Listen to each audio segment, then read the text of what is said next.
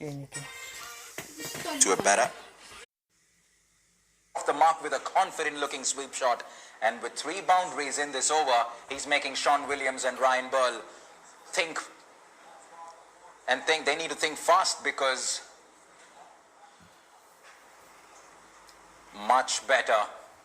Just the single on this occasion, and it's already 13 off this over with 1 delivery left.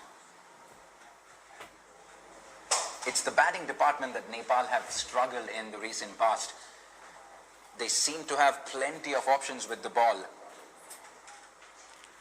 And it's opportunities like this, in tournaments like this, that give the batsmen enough to do and give the confidence to the bowlers that we can do it with the bat as well.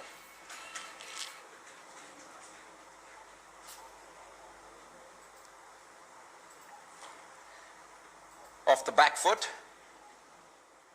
to the sweeper cover fielder, just one off the last ball, right at the halfway mark. 10 overs completed, Nepal 55 for 3.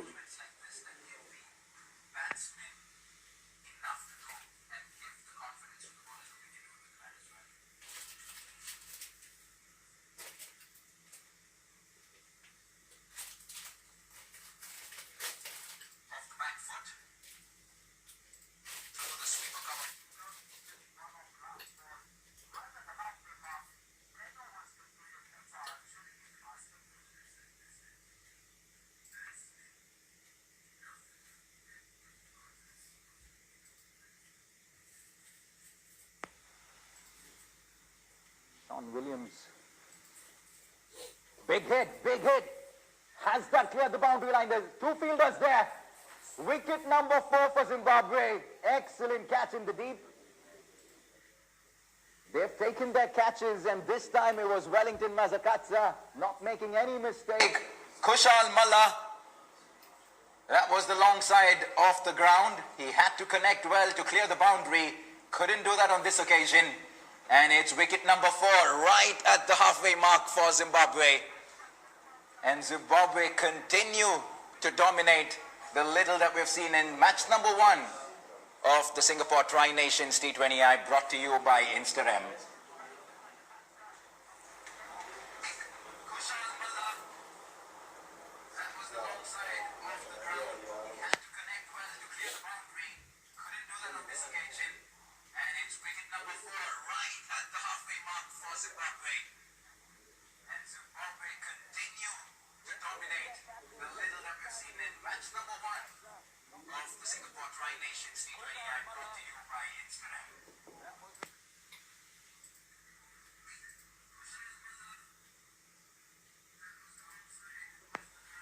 It's going to be Sandeep Jora, the new batsman for Nepal, 55 for 4 into the 11th over. Captain Sean Williams picks up a wicket in his first delivery in his 2nd over. The left-handed Kushal Malla was hoping to clear the deep mid-wicket region, only to find Wellington Mazakatsa. Excellent catch. Another sweep. Thankfully no fielder there, and Sandeep Jora starts off with 2 runs.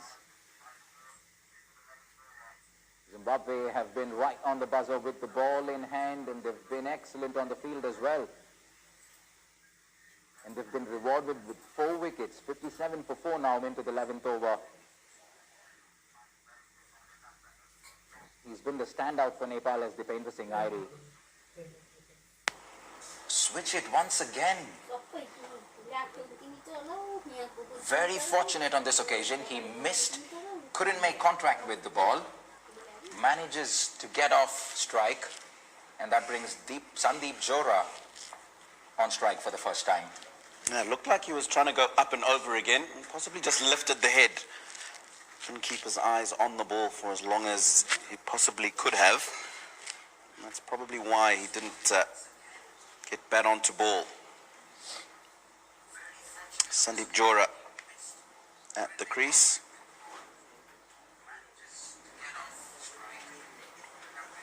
Wonderfully bowled by Sean Williams. Has that ability to get the ball to turn, whether he's given it air or not, and that's what makes him so difficult to face sometimes. And then he's got one that slides onto the bat as well. Sandeep Johra made his debut for Nepal earlier this year against UAE. Certainly can hit the ball a long way, and they will need him to bat right up till the very end if Nepal will have to put up a competitive total, because right now it certainly is Zimbabwe with the advantage. We're coming to the end of the 11th over, 59 for 4 now.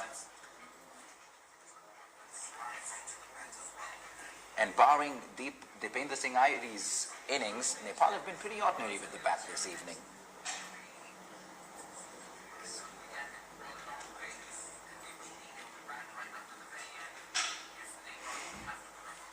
This is better. This is much better. When they're not able to get the boundaries that they're looking for, make sure that you get yourself to the other side. Those singles count. End of the 11th, 60 for 4. Very quick look once again at the scorecard for Nepal. Debutant Ishan Pandey could only manage the 4 runs. Flashed hard at a ball outside off stump. Unfortunately went down the throat of third man. The captain Paras Kadka flashed at 1 too many. Was lucky enough to get 18 runs. Arif Sheikh looked pretty decent for his 8. An excellent catch by Wellington Mazakatsa. And Dipendra Singh Airi, well, he's been the standout for Nepal. 25 of 17. He's been sweeping and sweeping comfortably. He's going to be on strike over number 11, and it's going to be Wellington Mazakatsa to continue for the first time from the far end. Good figures so far. 7 for 1 in the 2 overs that he's bowled.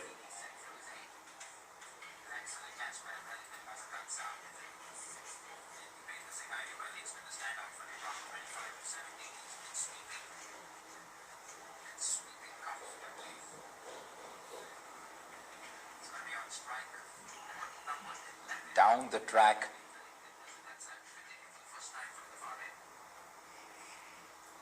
They pinch a single. It's a very good bowling from the Zimbabwean spinner Sean Williams, the captain from the pavilion, and now Mazakatsa from the far end.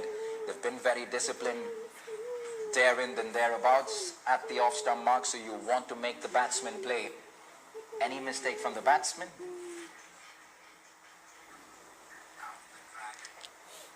Talking about the Zimbabwean spinners and doing well, the left-arm spinners in particular. Wellington Mazakatsa, very adept in this version of the game, gets through his overs quickly. Quite often gets the batsman to hit the ball where he wants him to, which means a lot less in terms of boundaries. That one again, just holding in the surface. And work from the captain Sean Williams at cover. But before you know it, he's bowled 4 or 5 balls in the over. You guys haven't got a boundary. A couple of singles. And quite often, because of that, creates pressure for the batsman. And often the other end is where the wickets come from.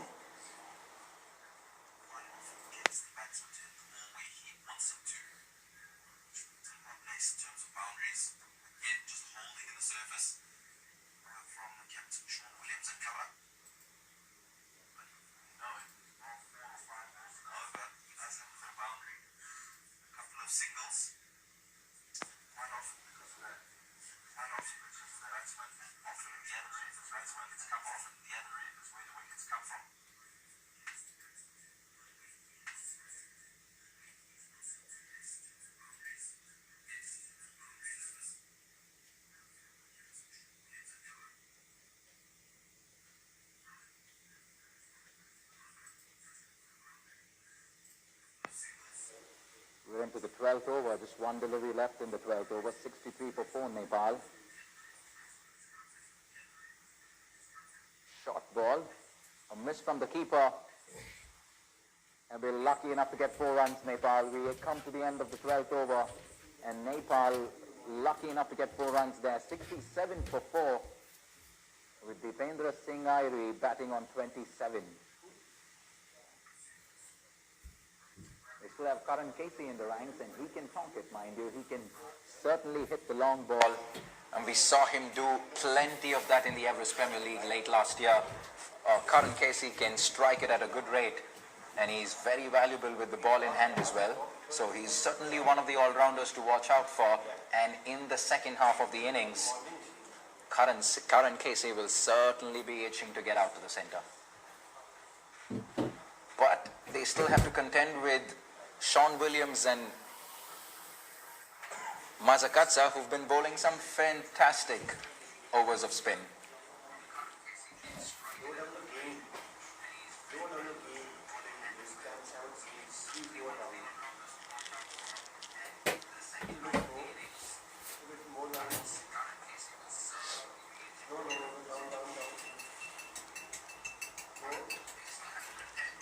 Nepal will be hoping that Dipendra Singh can bat through these next few overs.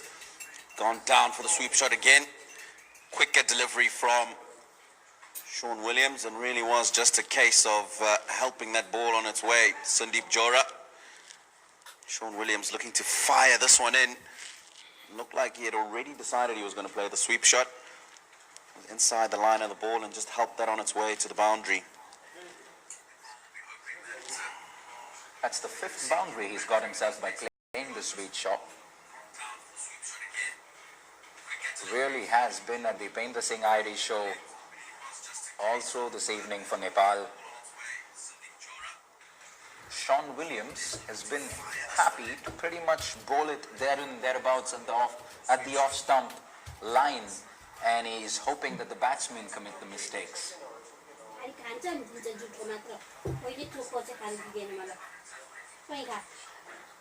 I think the case has been for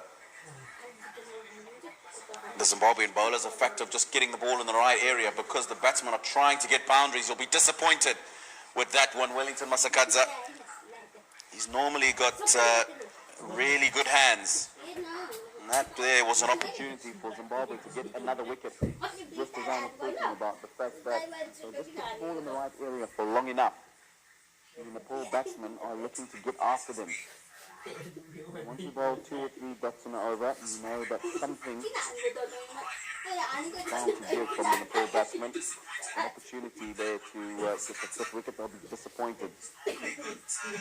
Zimbabwe. That was exactly what happened on this occasion. A couple of dot balls, and Sandeep Johra was looking for that expansive shot. Unfortunately, Sean Williams not getting the kind of support that he would have liked.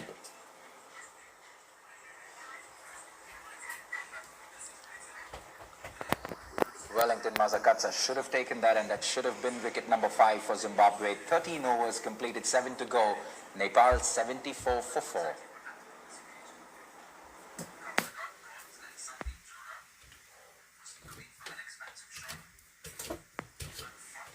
So there's obviously Karan Casey, the wicketkeeper Binod Bandari, Sompal Kami, talented all-rounder, a spinning sensation, Sandeep Lamichane.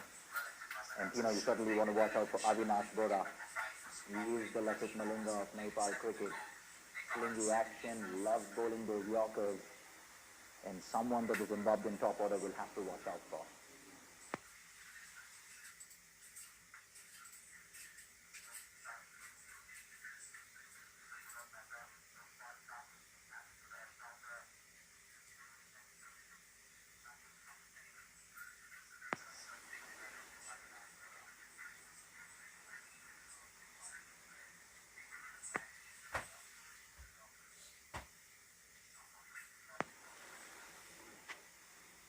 Wellington Masakadza to bowl his 4th and final over.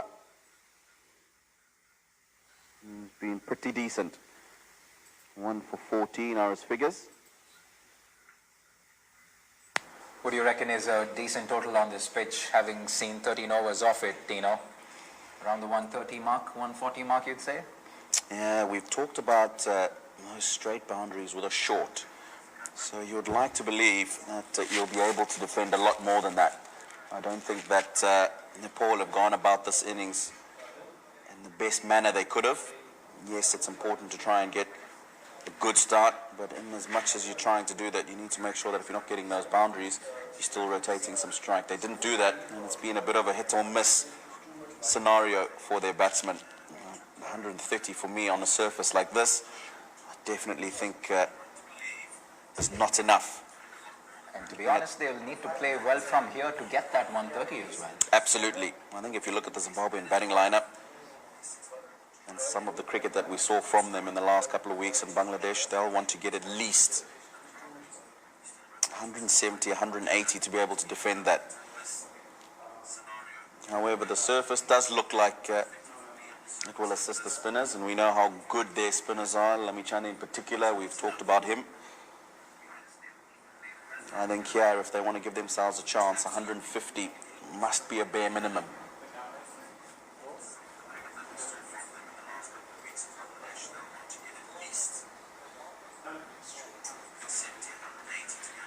Very disciplined effort from the two left-arm spinners from Zimbabwe, Wellington Mazakatsa and the captain Sean Williams. Pretty much nothing in the 7 to 8 overs that they've been bowling. 18 for 1 with just one delivery left in Mazakatsa's spell. And now it's the two batsmen, the two Nepali batsmen are trying to force the issue because they're running out of time. Very smart from Sean Williams this time. He has the fielder placed exactly for that shot from Dipendra Singh Airi. Just the one on this occasion. 14 overs completed and Nepal are 79 for 4.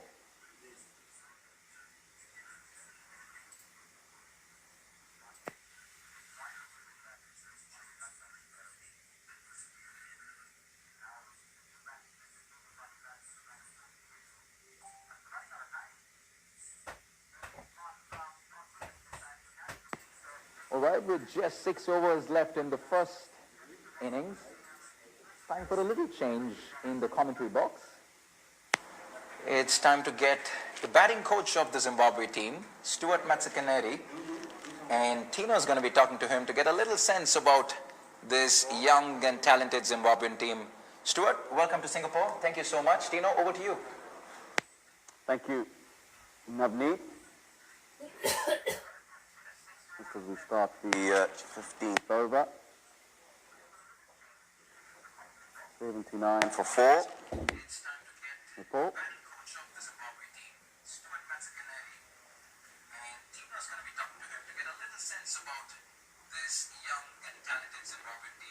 Stu, thank you very much for joining us. First of all, how's been your stay in Singapore? Yeah, thanks for having me, Tino. Singapore has been good.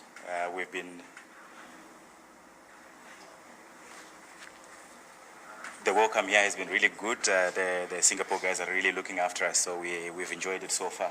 And obviously, to start off now, to get going with the cricket is even better. Obviously, coming from the tour of Bangladesh, we registered a win in the last game against Afghanistan. As you see that seats are being employed again by the batsman from Nepal, Jora, with another boundary. Let's talk to us a little bit about the team. Obviously, senior guns have gone home, the majority of them, and a lot of youth, and it's mixing with the experience. Your thoughts on some of those younger players coming into the side and their contribution to the team? Yeah, obviously, with where we are at this stage, the next big thing for Zimbabwe in the future is obviously the 2023 World Cup. So with a view of building up to that, the selectors have decided to go with a much younger group of players.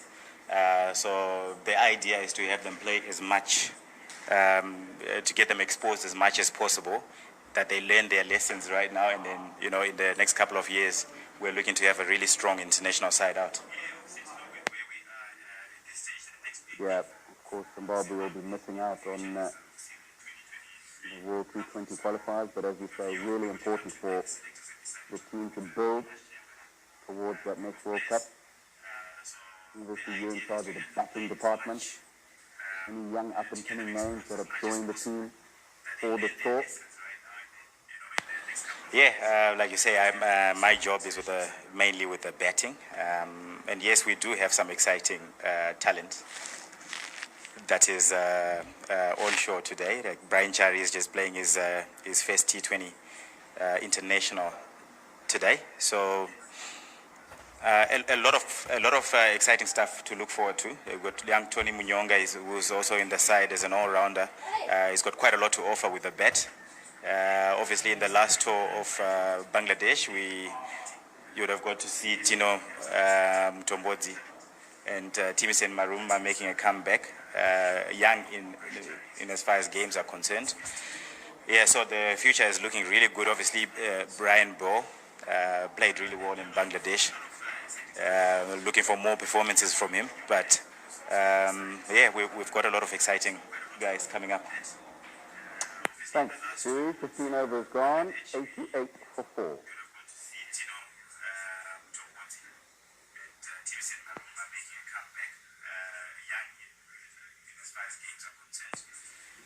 So the future is looking really good. Obviously, Brian Bow playing really well in Bangladesh. Looking for more performances from him. But yeah, we've got a lot of exciting guys coming up.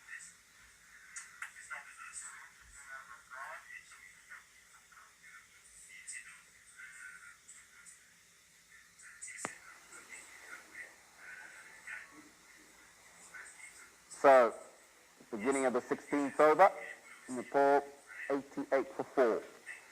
I'm joined in the commentary box by former Zimbabwe international, Stuart Matsikinyeri, now looking after the batting department for the Zimbabwe team.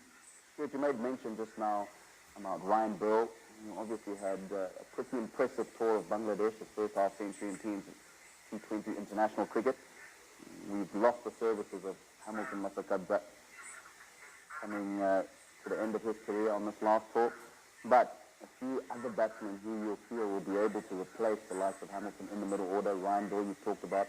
Richmond Mutumbani, he had a really good season last year domestically. Coming in, he got a half century there as well. Tinotenda Mtombodzi, who had a really good partnership with Ryan Burl in one of the games there, all showing that they can make the step up to international cricket. And, the future looks bright in terms of middle order, top middle order batsmen who can do the job for Zimbabwe.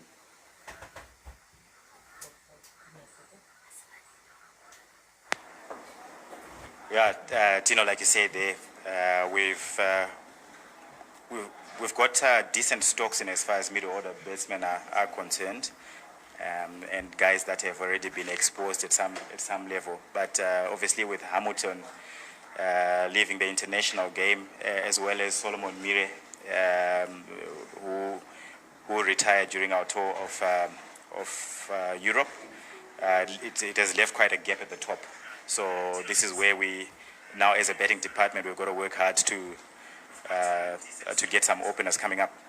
In the air, and a good catch from Regis Chakabva eventually. So Zimbabwe gets another wicket. Nuwakot this time using the short ball, getting onto the batsman rather quickly. All he managed to do was just get the top edge. Regis Chakabva taking a decent catch in the end. So another wicket falls for Nepal. The fifth one, that is, 89 for 5 now.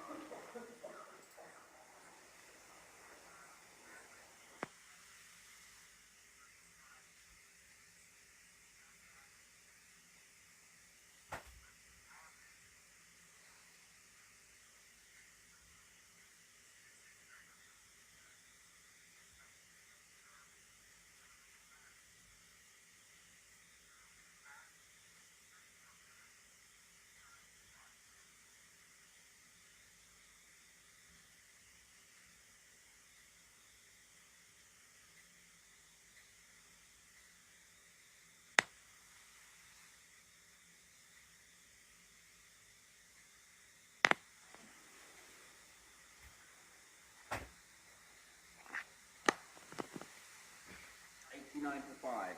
Nepal. Madziva getting his first wicket of the day.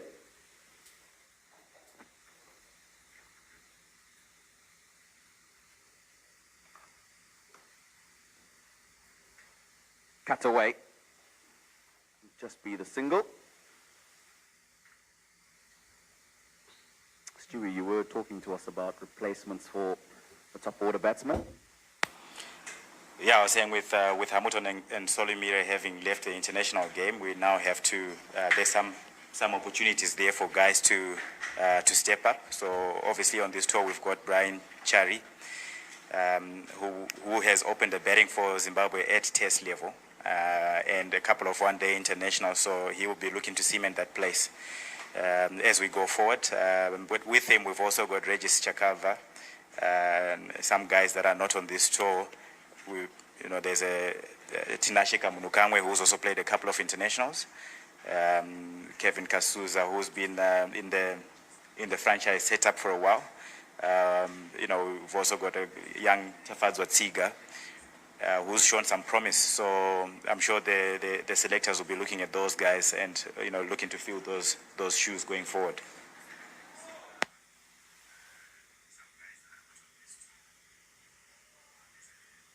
They'll be called wide from Neville Madziwa.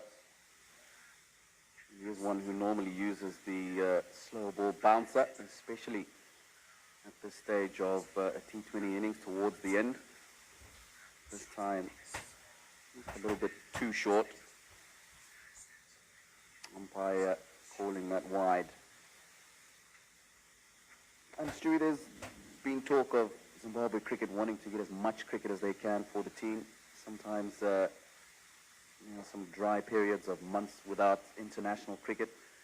How important is a series like this for, one, the amount of game time that the players can have, and blooding these young new batsmen into the team and getting them performing at international level? Without a doubt, it is very important for us to be out and playing cricket as much as possible. You will find, if you look back in the last couple of years, you will find that we always kind of pick up towards the back end of a series, as it were. So, if we get the guys playing consistent cricket, you won't have to be doing catch up during series and things like that. And also obviously without a doubt, just gaining a lot more experience for especially the younger guys. It's golden. So I'm sure Zimbabwe cricket will be doing all they can to make sure that the guys are playing a lot.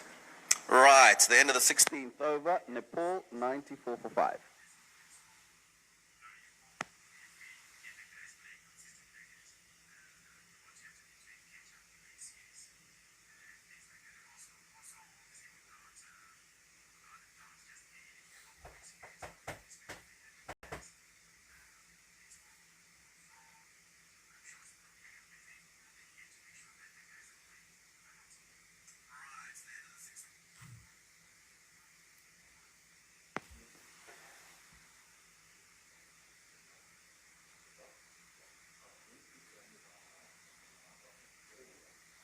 Sean Williams to continue. Oh, nicely bowled. Bit of turn and bounce. 1 for 17 from his 3.1 overs. We've had the pleasure over the last couple of overs of having Stuart Matikanyeri, the Zimbabwe batting coach, with us in the commentary box. Stewie, one more question for you before you go. What do you feel you're happy chasing on the surface? Yeah, good question. We weren't sure. Obviously, we haven't played, but looking at the wicket, we definitely thought there would be a lot more runs than what is on the board at the moment. But it does seem to be taking a lot of turn. So we would have been happy chasing something around the 140 region. All right, Stewie, all the best, and we'll hope to have a bit more of you in the commentary box as the tournament progresses. Cheers, thanks, Tino. And as Stewie goes, 6 wicket falls for Nepal. Irie was in top form, 40 from 32 for him. Nepal now are reduced to 95 for 6.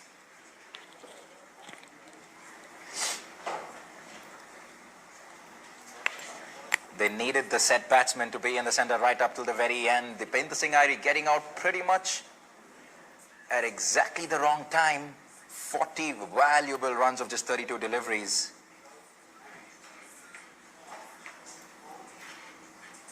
And suddenly Nepal have 2 new batsmen in the center.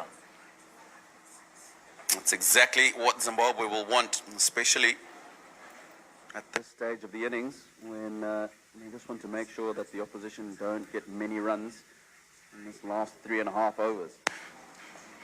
Any new batsman at the crease is gold for the fielding side. Zimbabwe will really want to get these last 4 wickets as quickly as possible and wrap up this innings. They won't want to bowl out these 20 overs. Big heave-ho. Again, turn for Sean Williams. Could be a concern for the Zimbabwean batsman in the second innings of this game. Sumpal Kami, the new man at the crease, and straight away looking to get on with things. Yeah, it's sort of been the characteristic of this Nepal batting lineup all through the day. They've swung and swung hard at pretty much everything. It's been all or nothing, and that, I think, has led to Nepal putting up a very ordinary total at the moment. 95 for 6, Sompal Kami and Binod Bandari, the 2 men in the centre. This is an excellent spell of off-spin bowling from the captain, Sean Williams. 18 runs, just 1 delivery left in his spell. A very disciplined effort, you'd have to say. Finishes it off with just a single, which means 19 of his spell of 4 overs, and you'll take that any day in a T20 game. And along with Wellington Mazakatsa, these 2 boys have contributed with 8 valuable overs so for Zimbabwe. 17 overs completed, and Nepal 95 for 6.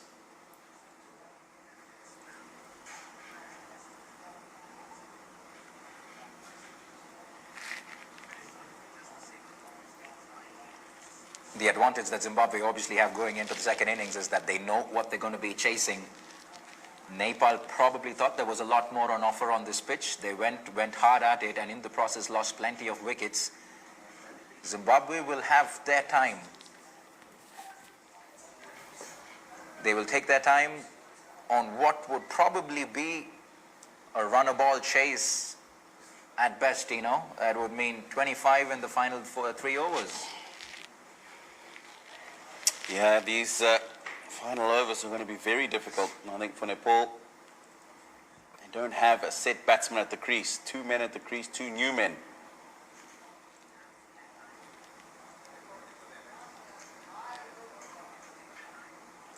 Single down to the man at fine leg. It's going to be very tricky for them to get any sort of momentum going into these last few overs. If they do manage to get 25 in these last 3 overs, I think they've done a pretty decent job. Yeah, but the big question is 120 enough on this track? This is match number 1.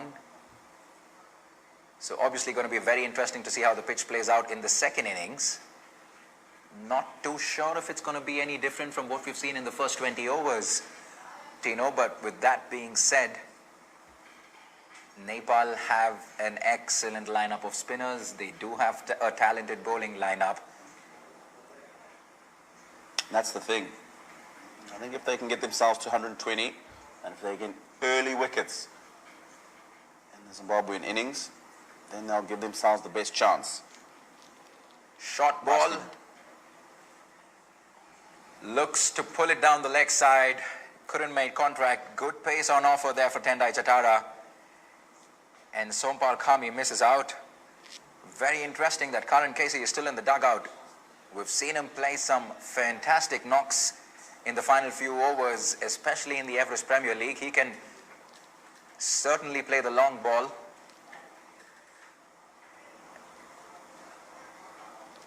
Should he have been in the center at the moment? That's the big question. But Tendai Chatara, 2.5 overs for just the 5 runs. Excellent bowling here from Zimbabwe. A swing. There's a fielder at mid-wicket there. Goes over mid-wicket. And what is the first 6 of the evening? Excellent shot from Sompal Kami. Made good contact right out of the meat of the bat. And there was a fielder at the boundary line. But he clears deep mid-wicket, and the first boundary, the first big 6 of the innings. And that was a good connection. Tendai Chatara has bowling length, which is dangerous at this stage of the innings. The batsman looking to get after the bowling. Just allowed him to get under the ball. They've got to get that Yorker length fuller, better. Even though it was a full toss. quick is Wellington Masakadza, but so are the Nepal batsmen and come back for 2. Excellent piece of running there, Sompal Kami and Binod Bandari. Sompal Kami quick to turn around and come back for the second. A shot, a low full toss that was. Did well to convert it to 2 runs. This is the kind of over that Nepal needed to get that little bit of that impetus, that momentum that they're looking for at this stage of the innings. 106 for 6, just 1 ball remaining in the 18th over. Another short ball, pulls it again, 2 fielders in the boundary line. Just falls short. And 2 more runs to Nepal.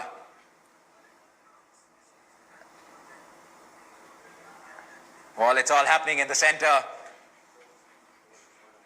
A very successful over for Nepal.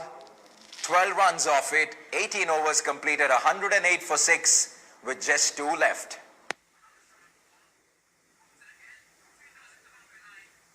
A very quick reminder to everyone tuning in, you have plenty of options to tune into live coverage of the Tri-Series here from Singapore, brought to you by Instarem. You certainly can find live action at VC Sports. The Singapore Cricket Association's handle on Facebook can give you live footage of the coverage here from the Singapore Indian Association as well. You can also tune into the Fan Code app by Dream 11, and Velo TV will be showing live telecast as well. So plenty of options to tune in.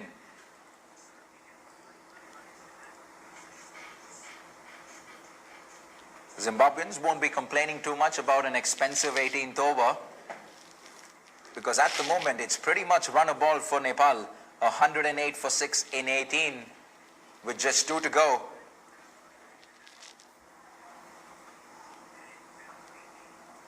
And a slower one there. Just the single for Binod Bandari, and he brings Sompal Kami back on strike, who's been striking it well. 12 of 8 for Sompal Kami now. He's definitely shown that likes to take on that leg side boundary. Sompal Kami. Strike rate's over 150 at the moment. So definitely one who can get on with things at this stage of the innings. Low full toss from Neville Madziwa. Must have been an inside edge.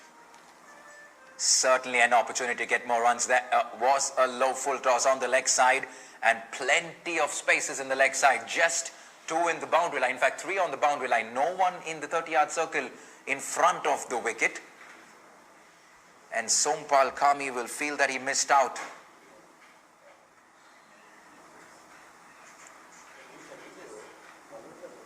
We have 2 behind the wicket on either side. Short third man and short fine leg.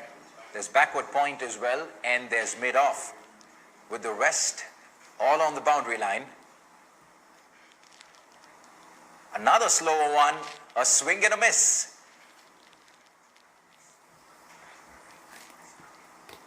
I did talk about him being a good exponent of the slow ball. He uses the slow ball bouncer, uses the slow ball in general. Both the off spinner and out the back of the hand.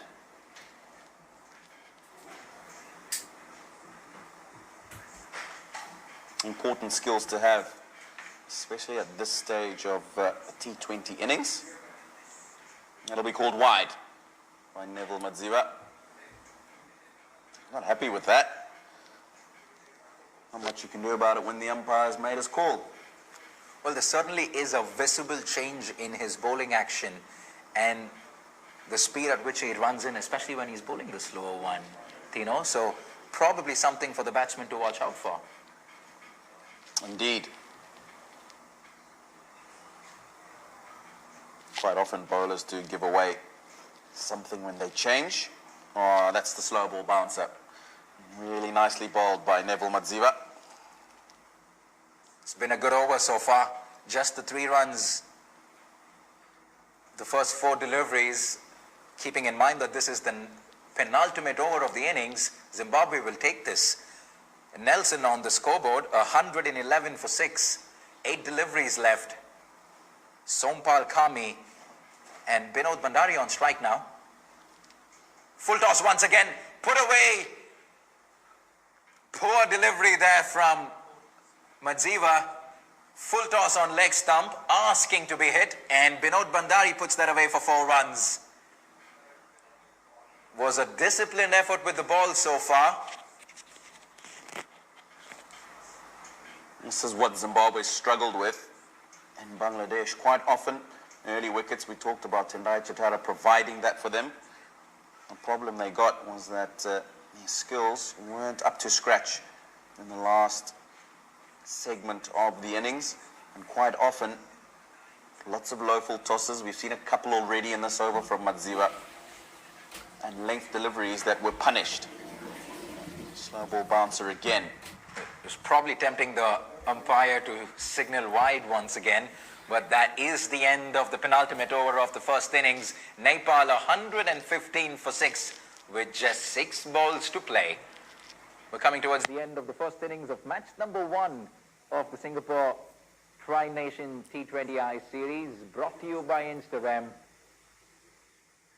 Match number 1, Zimbabwe versus Nepal, with the host Singapore slated to be in action tomorrow. You're watching live coverage from the Indian Association here in Singapore.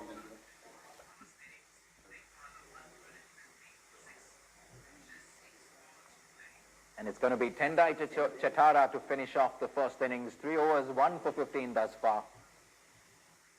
Full toss. There's a man in the deep there.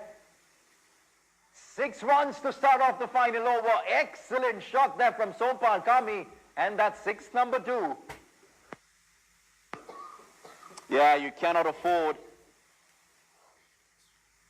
to be bowling to Sompal Kami in this area. Low full toss from Tendai Chatara.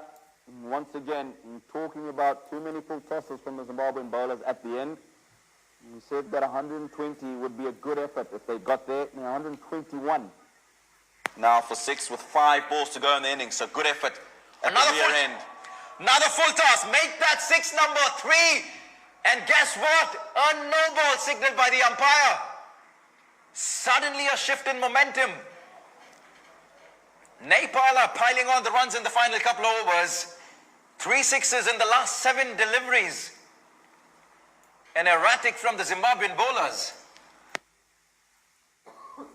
Yeah, the Zimbabwean bowlers need to be unhappy about the manner in which they've gone these last couple of overs. Spinners have been particularly good, and so too were the seamers in the beginning part of this innings. At the moment, just getting a bit reckless and allowing Nepal to claw back into this innings. Sompal Kami has been brilliant in the last few overs. 25 from 11 he's moved on to. Bandari supporting him well. 9 from 10. He's just making sure he gives him the strike and allows him to get on with the business. So no ball called. It'll be a free hit. Well, at one point, 120 seemed a distance away for Nepal, but they're 128 right now with 4 deliveries to spare. Zimbabwe will be quite happy that Sompal Kami didn't cause any damage of the free hit. 25 of 12. How valuable is this innings from Sompal Kami right at the very end? Suddenly turning it around for Nepal here. And that'll be the much needed momentum that they were looking for going into the end of the first innings. Another short ball, a quick delivery from Tendai Chatara. Sompal Kami looking for that pull once again. It was just too quick for him on this occasion. Another dot ball. This is a better delivery. He's gone short on purpose. Make sure that there's lots of venom in that delivery. Not too sure if the Zimbabweans will be complaining too much about the scoreboard at the moment, but another short ball, another pull, misses out once again, but they did well to steal a single there. Binod Bandari was on his toes, and he gets himself on strike. Just 2 deliveries left. A good comeback from Tendai Chatara here. 13 runs conceded in the first 2 deliveries, and he's conceded just the 2 in the last 3. with just 2 deliveries left, 129 on the board. Suddenly Nepal will feel it might just have enough, something to fight for. Yeah, Chatara realized that Kami was possibly not so adept with the short ball. Used that a couple of times to him and got away with it. This one is slapped to the mid-wicket boundary. Good work from Wellington Masakadza. Come back for 2. Nepal, 131 with a ball to go in the innings. 131 for 6, 1 delivery left in the final over. First innings of match number 1. And Nepal will be pretty happy with how they're closing this innings off. Right, one final time, it's Tendai Chatara to Binod Bandari. Here we go. A swing and a miss once again. Binod Bandari streaks a single. And that is the end of the first innings. Nepal versus Zimbabwe. And Nepal finish at 132 for 6. Zimbabwe will come out in a 20-minute slot. And they're going to be chasing 133 for victory in match number 1.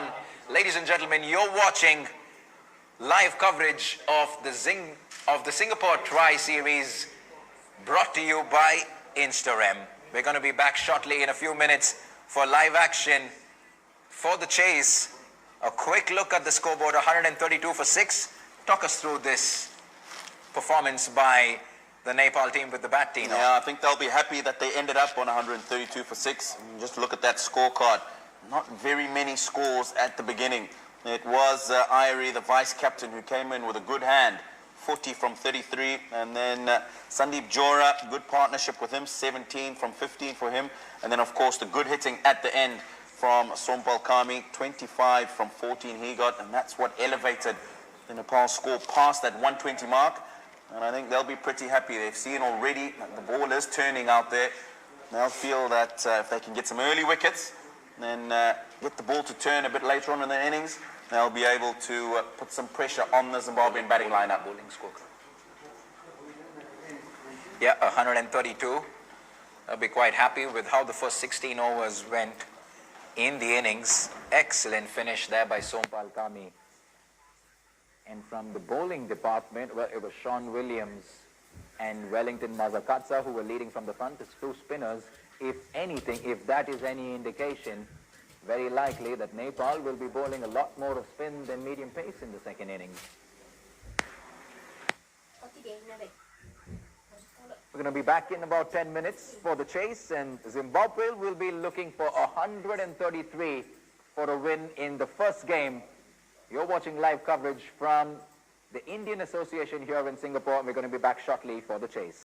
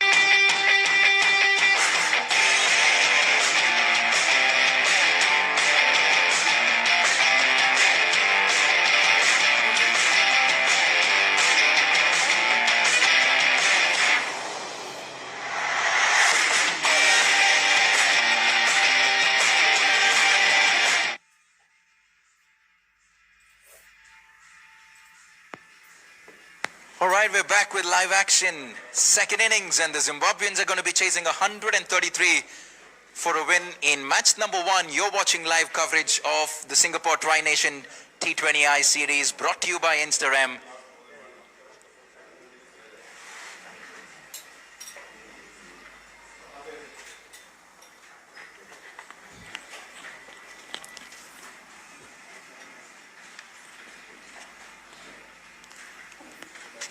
Brian Chari taking first strike for Zimbabwe. He's partnered by Regis Chakabva. Brian Chari, of course, joining the squad from Zimbabwe a couple of days ago. Wasn't part of the tri-series in Bangladesh. Short. Pulled away. Gone for 4. Authoritative shot from Brian Chari. Fantastic, confident looking start for the Zimbabweans here. 1 bounce over the boundary line and the first boundary of the innings for the Zimbabweans. Nepal will have to be on the mark right from the get-go because they don't have too much to defend. 133 is all that Zimbabwe need. Short ball.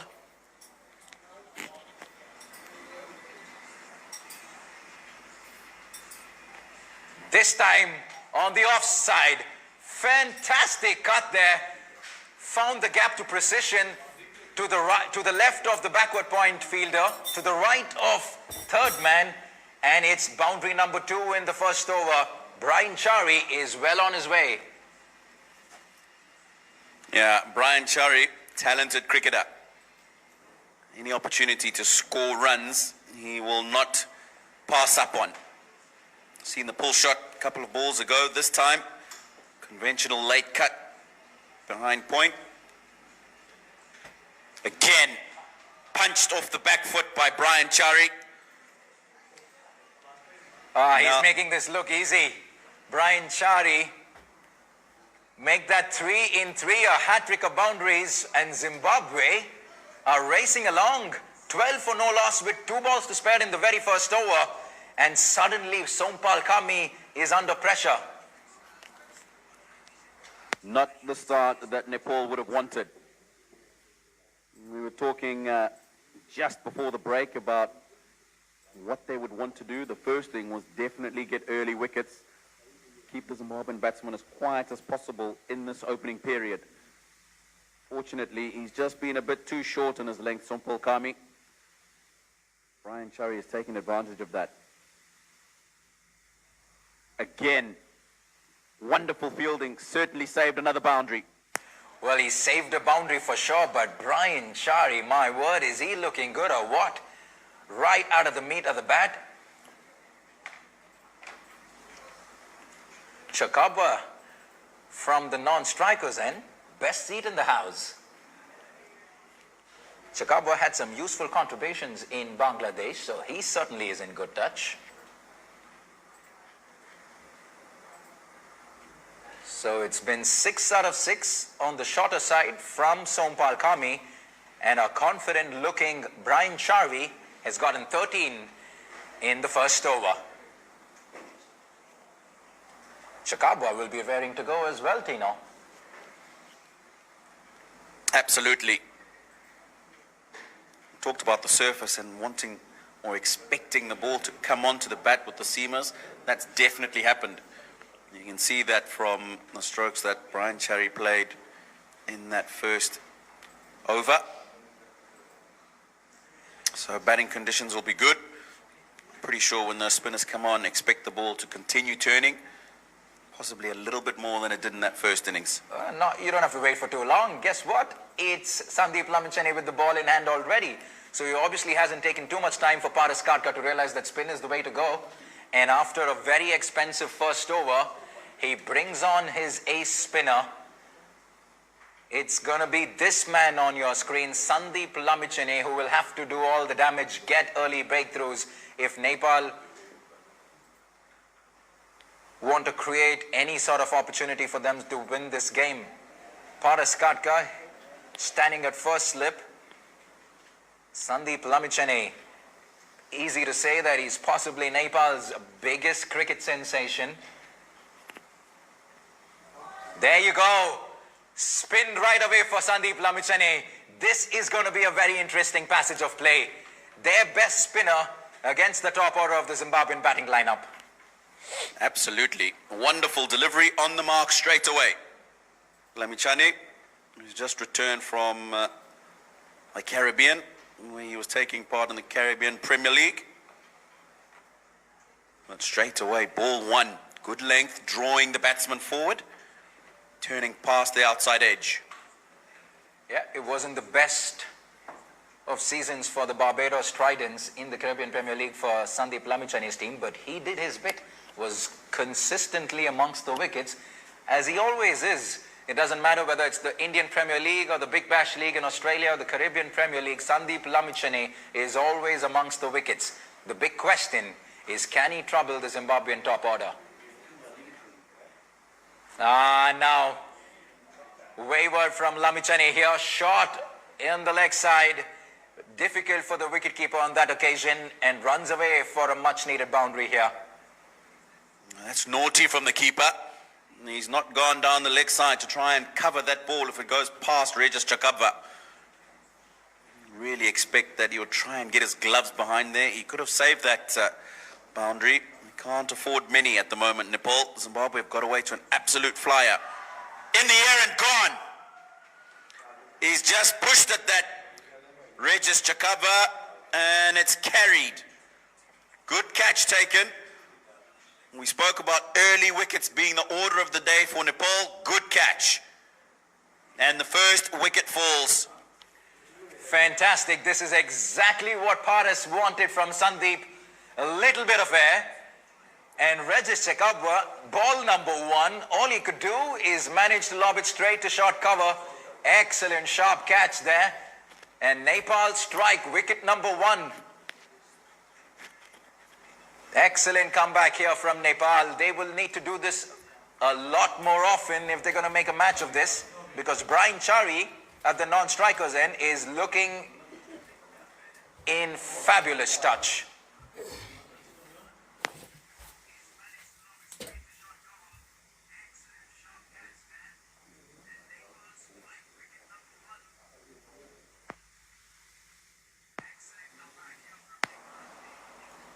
It was an erratic start by Sandeep Lamichhane, gifting 4 runs down the leg side, comes back very strongly with the wicket.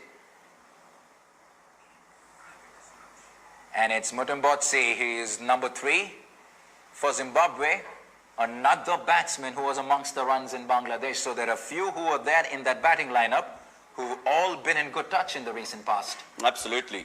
And a wonderful partnership with Ryan Burl in the first game in Dhaka in Bangladesh. Against Bangladesh. Oh, short. He's gone for the pull shot. It's held in the surface and it's gone past the keeper again. So that'll be 4 byes. And just what Nepal do not need at this stage. Well, if there's one thing that's going to happen for sure, Sandeep Lamichhane is going to give the wicketkeeper the stare, because that should have been stopped by the keeper. He went down the leg side for the turn.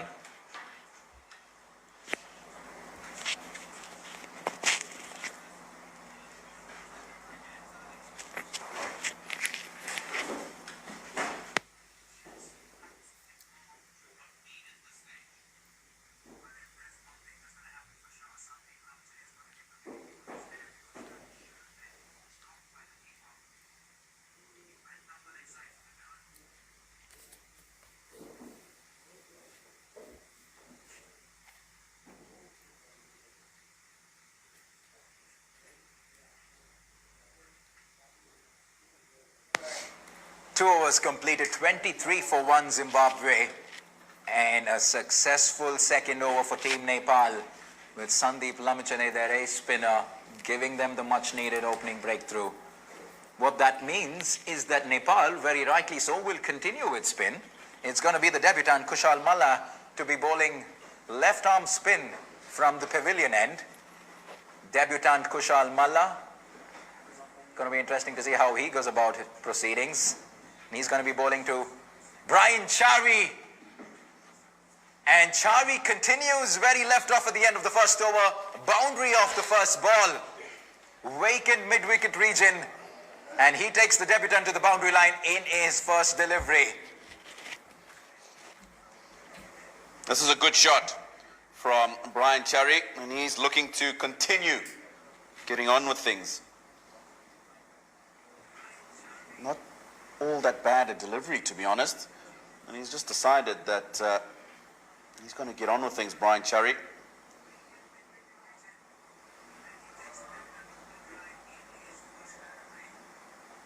He looked for that big one down the track. Missed out though. Pressure certainly on the debutant Kushal Malla. It's a shot that he plays well. Likes to take the spinners on. Straight boundaries will be key for him, Brian Chari.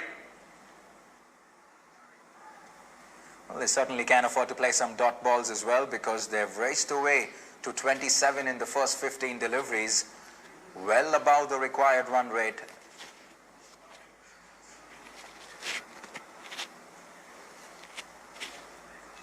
Not much of foot movement that I can see from Brian Chari, but he's happy to just tuck it away on the leg side.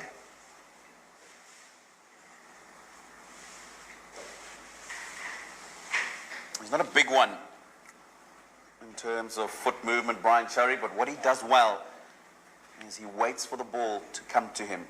Plays the ball quite often right under his eyes. And that just helps him when he doesn't quite move his feet sometimes as well as he should. And very impressive so far. He's obviously got his boundaries, but he's happy to play the dot balls as well. And we come to the end of a very decent over from Kushal Malla. First over, 3 overs completed, and Zimbabwe 27 for 1. Brian Chari batting on 18.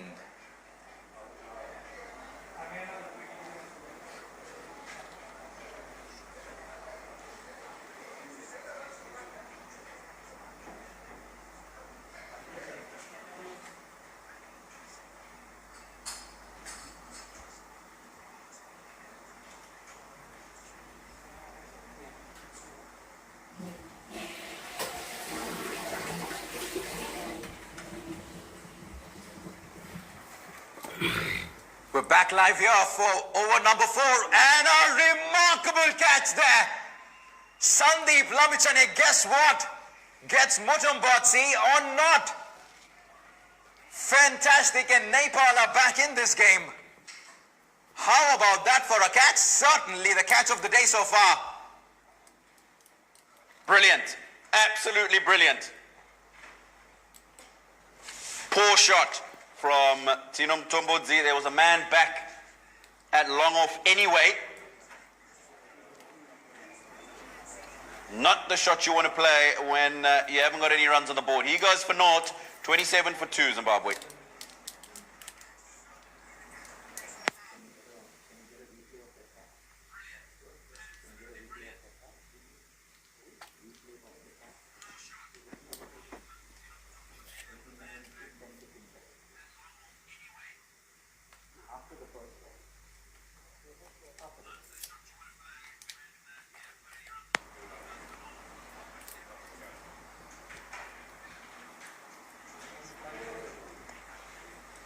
No surprises that Sandeep Lamichhane is already into the thick of things. 2 wickets in just 7 deliveries, and he's brought Nepal right back in this.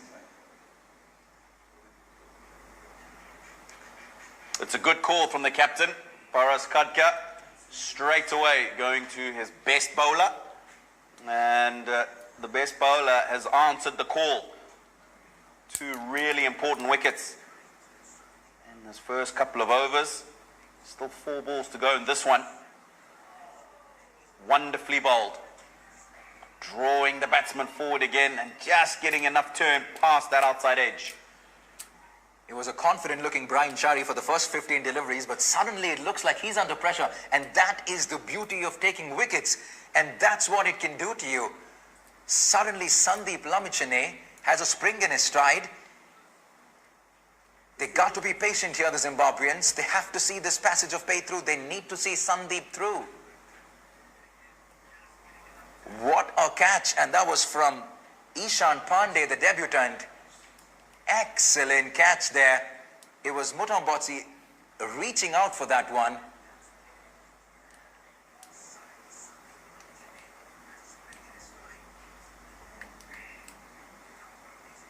Good cricket.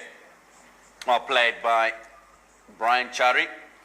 You were just talking about his approach and how he was free-flowing earlier on in the innings. Now he's lost a couple of wickets at the other end, and he's got to take a rain check. He can't continue to play with the freedom that he was playing with earlier because they've lost those couple of wickets. He's joined at the crease now by the captain, Sean Williams. Played a hand in Zimbabwe's final game in Bangladesh to get across the line versus Afghanistan. Other than that, struggled throughout the series. We'll be looking to have a good start to this one. It's gone straight up in the air, and Sandeep Lamichhane has got another. It's the captain, Sean Williams, who goes, and at the moment, the Zimbabwean innings in tatters. The captain, Sean Williams, just faces one ball. He's gone for naught. And Zimbabwe now reduced to 28 for 3.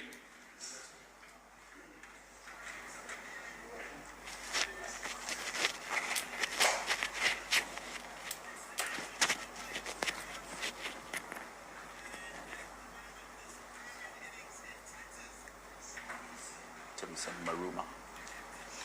The beauty of T20 cricket. The score was 19 after the first 2 overs, eh? From 19 for no loss at the end of the first 2 overs, Zimbabwe are now 28 for 3.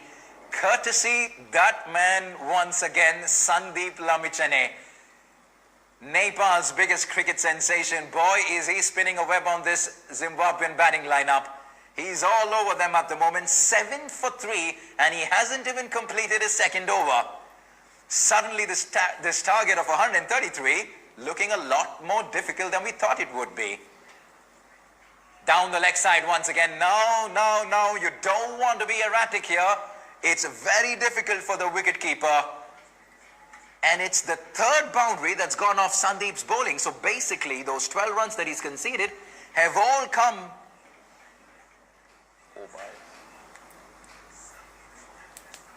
by virtue of byes because of the wicketkeeper. Disappointing. Don't need that at this stage. And it's gone through the keeper again. Now, Lamichhane is not going to be happy here. And I'm just wondering if the keeper is actually struggling to read Lamichhane. End of the 4th over, 37 for 3.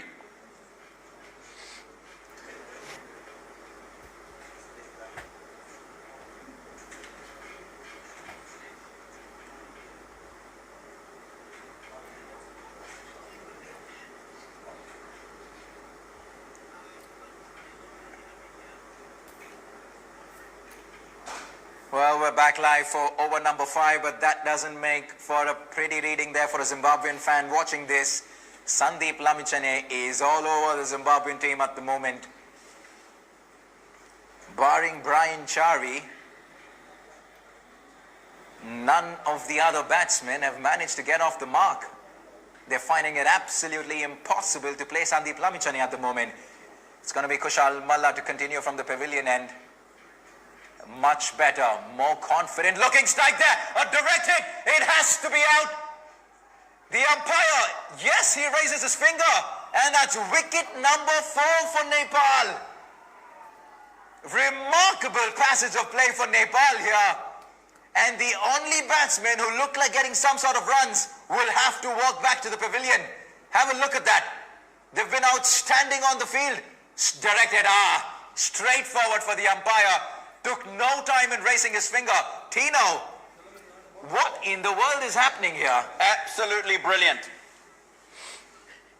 From Nepal, 19 after the first couple of overs, and they look like they had their backs against the wall at the moment, clawing back into this game. Brilliant piece of fielding for the direct hit to get rid of Brian Chari, who was looking dangerous. He went for 19 from just 18 balls. Zimbabwe now 37 for 4. Well, one thing's for sure, we certainly will have plenty of Nepali fans watching live coverage of this game. They follow their team very closely no matter where they play in the world. And this has been the story all along. Very often their batsmen let them down, but it's their bowlers and their fielders that fight back ever so often. And this has been an outstanding display of bowling and fielding by Nepal so far. It was a nothing shot from the captain, Sean Williams. He had a very ordinary toe to Bangladesh. And got out in a very similar fashion in the first game there as well. Talk us through this batting lineup. Do they have a decent middle order, does the Zimbabwean batting lineup, Tino? They do indeed. A man who's on strike now, Timson Maruma, despite having a really good technique, has been in the runs. Had some good runs in the warm-up game in Bangladesh, but one who takes his time, plays good quality cricket strokes. Ryan Burl talked about a good tour that he had in Bangladesh. It's going to be very... Madziva, handy with the bat. Wellington Masakadze as well can contribute with the willow. But at the moment, Zimbabwe will feel that these two are going to have to score the majority of these remaining runs. What's also going to be very interesting to see next over if Paras Katka would continue with Sandeep Lamichan. He's already done with 2 overs. Tino, what would you do if you were Paras? It's important to still have that striking element later on in the innings. And I think he's come on, he's taken early wickets, he's done his job. You wouldn't want to out-bowl him now and not have somebody to strike for you at the end if you need wickets. 5 overs gone, 38 for 4.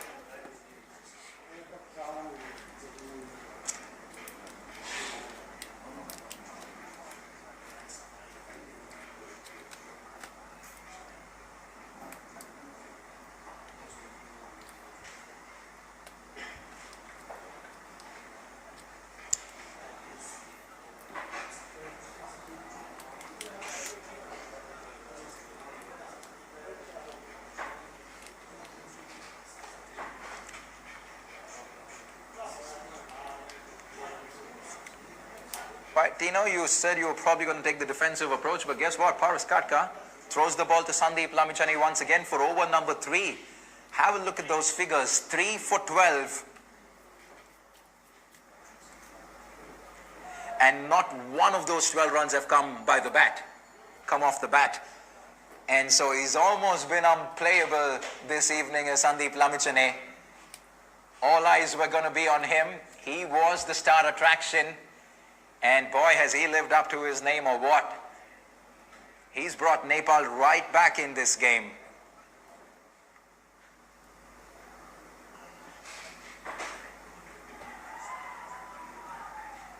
Paras Katka obviously going for the kill. Timson Maruma playing the reverse sweep on that last occasion, and I'm pretty sure the conversation with Ryan Burl will be, let's try and play this guy straight, see him out. And we know we don't have such a prolific spinner to have to deal with throughout the rest of the innings. You don't want to be getting out to him playing a reverse sweep. And we saw that in the previous over with Kushal Malla bowling from the pavilion, and they seem to be a lot more comfortable playing him. It obviously didn't do as much off the pitch as it is doing for Sandeep Lamichhane, and that's why he poses such a threat. Plays the conventional sweep this time. Good work. Saving a couple of runs there. Abhinash Buhara. We haven't seen Bora with the ball. Like I mentioned, Slinga Malinga is who he's going to remind you of. Loves bowling those Yorkers, slingy action, but with spinners getting so much of purchase and assistance, probably won't see too much of Karan Casey, Avinash Bora and Sompal Kami.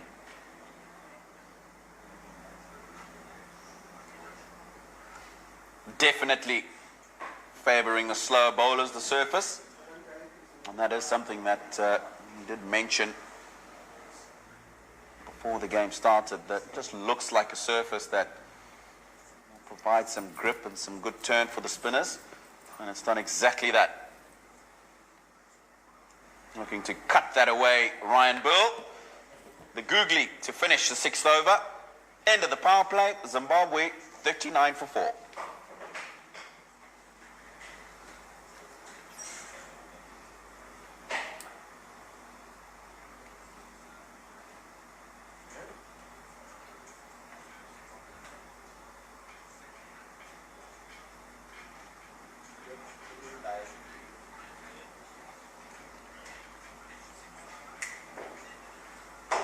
We're right back live here with pictures from the Indian Association here in Singapore. You're watching game number 1 of the Singapore Tri-Nations T20I series, brought to you by Instarem.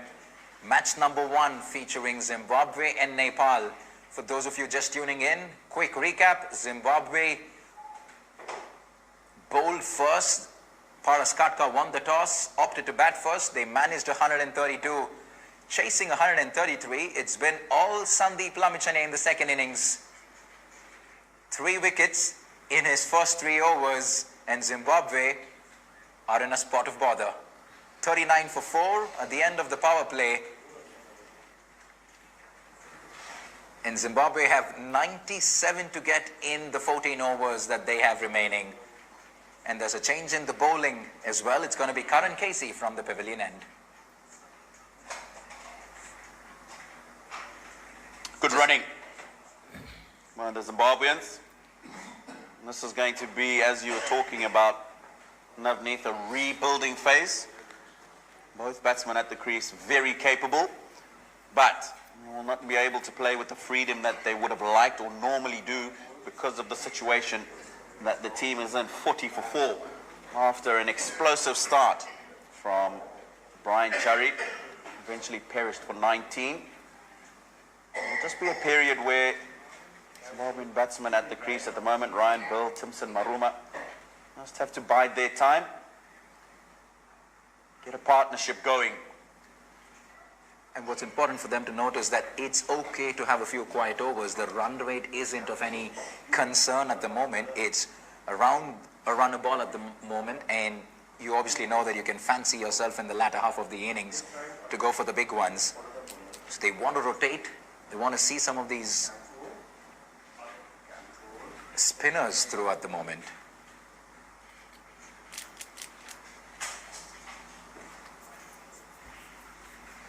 Slower one from Karan Casey, was dying on the batsman there.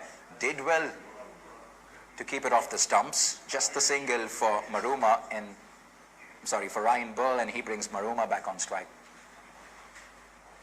I think you'll find on this surface, in particular, that when the seamers are on, the ball's coming onto the bat, it's a lot easier to bat.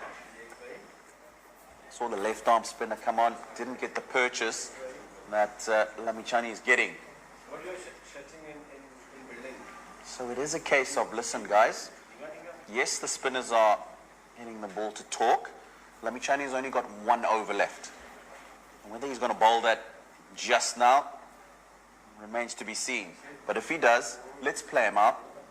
Yes, they do have other spinners, but they're not going to be the same threat that Lamichhane has been. Lots of cricket under Timson Maruma's belt. Ryan Bill, lesser experienced at this level, but enough first-class cricket to understand that.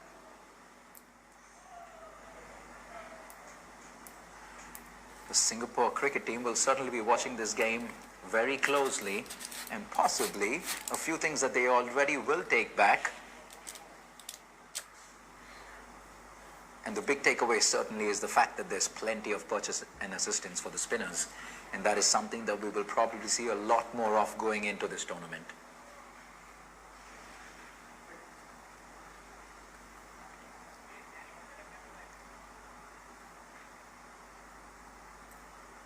there still is plenty of bounce for the medium pacers, but pretty much little to no lateral movement at all off the pitch, so making it a lot easier for the batsman, Dino.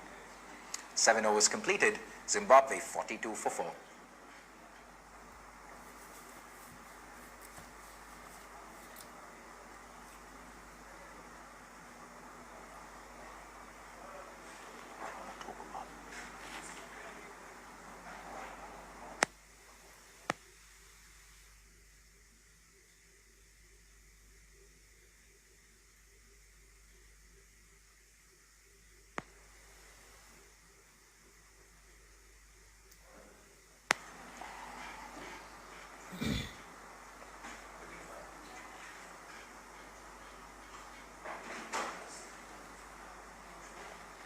So it does look like Paras Katka is going to save the final over of Sandeep Lamminchane for later in the innings. It's going to be the vice captain to bowl some off spin. Dipendra Singh Airi comes on. Very good contribution with the bat earlier on today. And he's a very handy bowler as well. Always in the thick of things, Dipendra Singh Airi.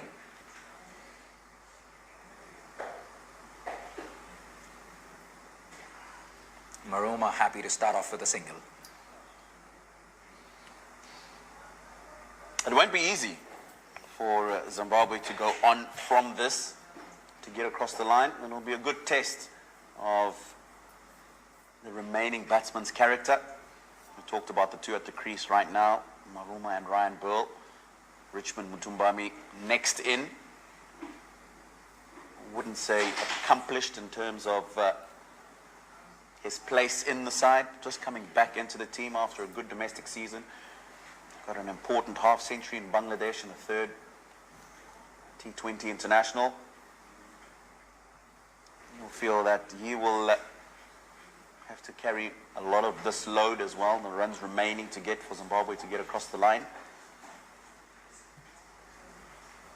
It's been a quiet passage of play thus far in the last 3 overs. But there was an excellent cover drive there, goes past the short cover fielder and to the longer side of the ground, and a comfortable 2 for Ryan Burl. And this is exactly the order of play right now. This is what Zimbabwe need. They would want to just rotate strike, keep the scoreboard ticking.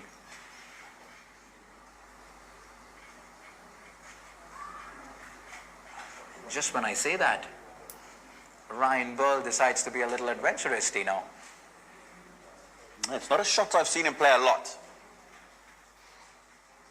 Obviously, has the confidence, believes that he can play it well enough.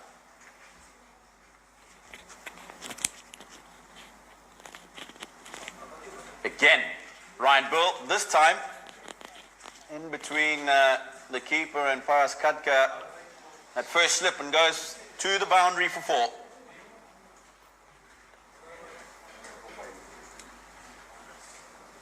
We've seen 5 boundaries go past the keeper.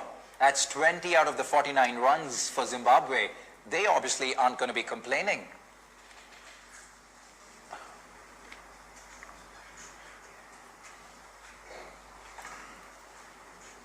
Better. From Ryan Burl. End of the 8th over, 50 for 4.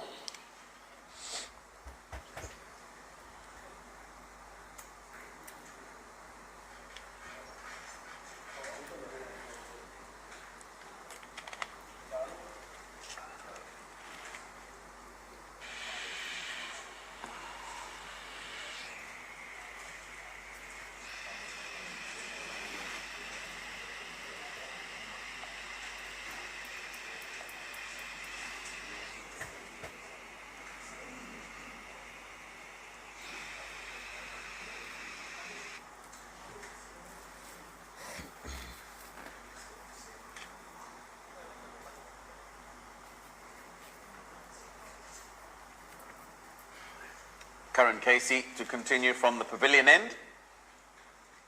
Tucked away by Ryan Burl. Looks like that was another slower ball.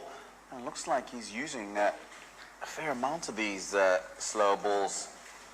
Nav taking pace off the ball, making it difficult for the batsman to get momentum into the shot. He's probably realized that the slower you bowl, the more purchase you get from this wicket. And we saw the assistance that the spinners got, and Karan Casey is trying to replicate the same, mixing it up. Shot on this occasion. Maruma couldn't do much, climbing on the batsman. 51 for 4, we're into the 9th over. It's probably advantage Nepal at the moment, but difficult to pick a winner, difficult to pick one team, you have to say. Anybody's game from here on. Tucked away fine by Timson Maruma. Just be the single. Really like the character of the Nepal side. Didn't get the runs that they felt they should have got. Didn't have a good start to the batting innings. Finished it off well. Gave themselves a fighting chance, but they needed to start the bowling innings extremely well as well. Went for a few runs in the first couple of overs. And Lamichani coming in, getting wickets for his captain at a crucial stage, pegging Zimbabwe back.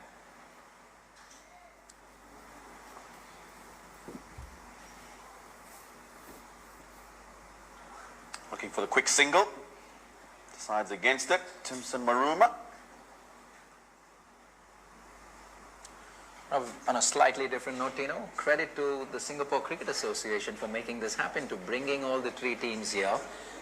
Despite the busy schedules of each of these teams making this happen over the course of a week, credit to the Singapore Cricket Association in conducting this tournament. And while I say that, an excellent cover drive from Ryan Ball finds the gap on the offside, and a much needed boundary for Zimbabwe. Excellent shot there. Nicely played by Ryan Ball. Just given a little bit of width. Mid-off is up in the circle. And that just gives you an indication of how short those straighter boundaries are. As soon as it went past that man at mid-off, in the circle, running away pretty quickly to the boundary.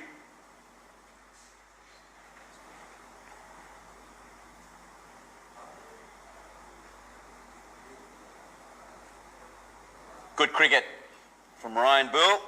A single to end the 9th over, 57 for 4.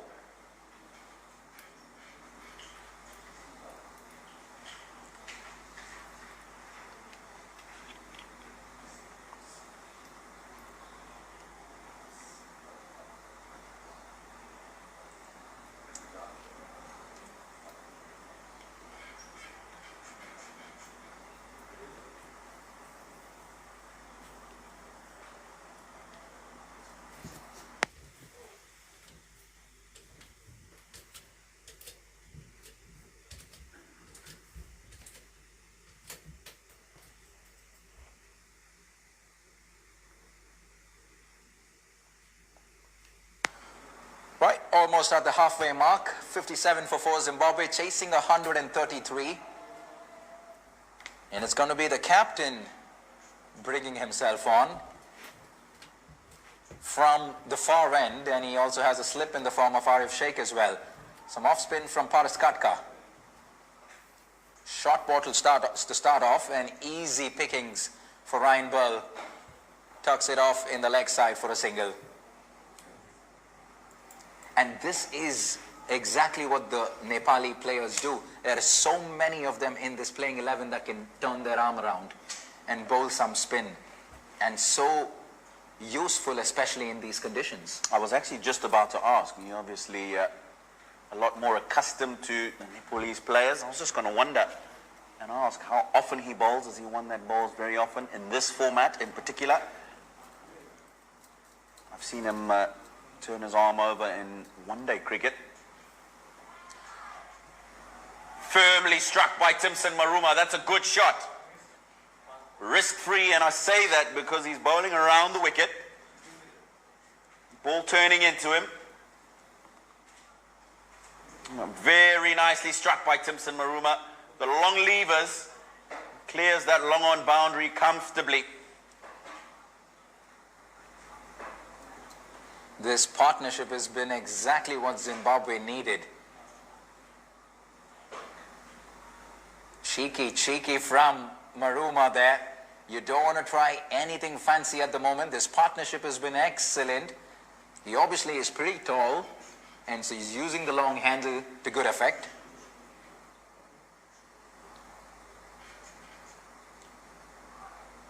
Barring Sandeep Lamichhane, Tino, none of the others have been threatening of the Nepali bowlers. So something for probably Singapore and Zimbabwe to keep in mind going into the tournament for the upcoming games. Absolutely. And that's what I was saying is, they would have said to themselves, listen guys, Lamichhane is a threat, yes. He's got early wickets, yes. But he can only bowl 4 overs. Make sure we play him out, and we've still got 16 other overs to play with people who are not so threatening. But talking about threatening, straight through the gate. Paras Khadka, Timson Maruma looking to play the forward defensive. And this has just gone in between bat and pad and onto the middle stump. That's really well bowled, a little bit of turn. And the captain has played a hand here. So Timson Maruma is the man to go. 10 overs gone, 64 for 5.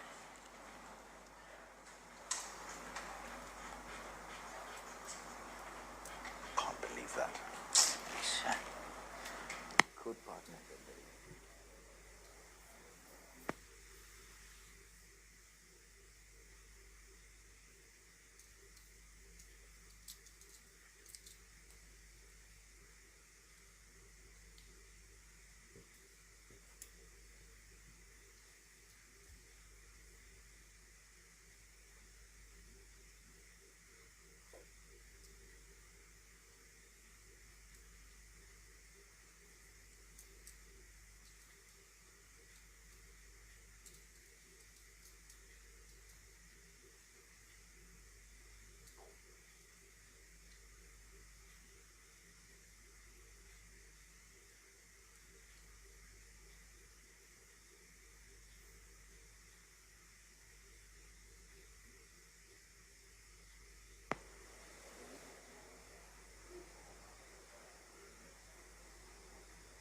Right back here, live action Into the final 10 overs of match number 1.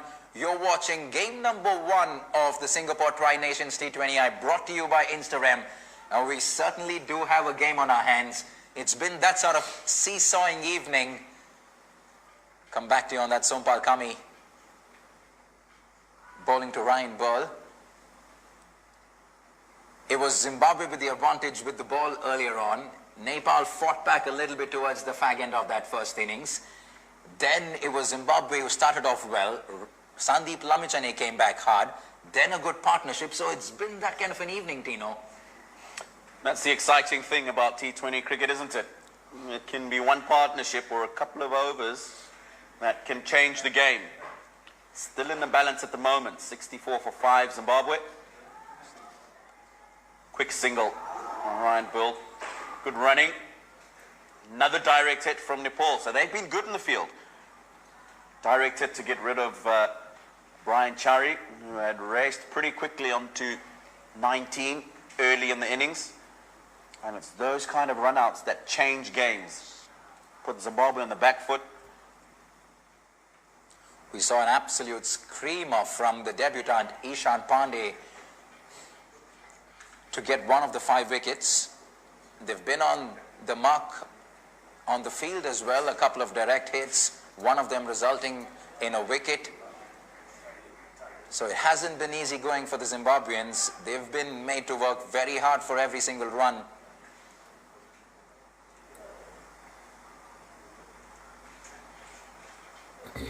Ryan Burl coming here directly from Bangladesh. He was amongst the runs. He certainly has been in form. And Richmond Mutumbami as well. So both of them, they've been amongst the runs, and much will depend on how these two go to decide the fortunes of this game for Zimbabwe. Absolutely. Richmond Mutumbami one who likes to play his shots. So definitely won't shy away when the ball's in an area he feels he can score. Like that. Crisply played through the offside field by Richmond Mtumbami. Good fielding. Come back for 2. And he'll like this kind of a wicket, in particular when the seamers are bowling. Likes to play that shot in particular, the cover drive. Likes the ball coming onto him. Obviously. Doesn't move his feet very much. So the quicker the ball comes onto him, the better it is for a kind of guy who plays with his technique. Plays the spinners quite well as well. Enjoys the sweep shot. Good cricket all round. Richmond Mtumbami coming down the wicket. Bowler seeing that. Dinging it in a little bit shorter. Richmond Mtumbami then opening the face. Changing a shot. Getting one into the offside. You spent a couple of weeks in Bangladesh yourself, Tino. And you made your way here to Singapore directly from Bangladesh. So the heat isn't sparing you. You can't escape from the heat, can you? Everywhere I'm going. And it's not just the heat. Back home in Zimbabwe is pretty warm itself. And it's the humidity that's very different to our conditions back home. End of the 11th over, 69 for 5.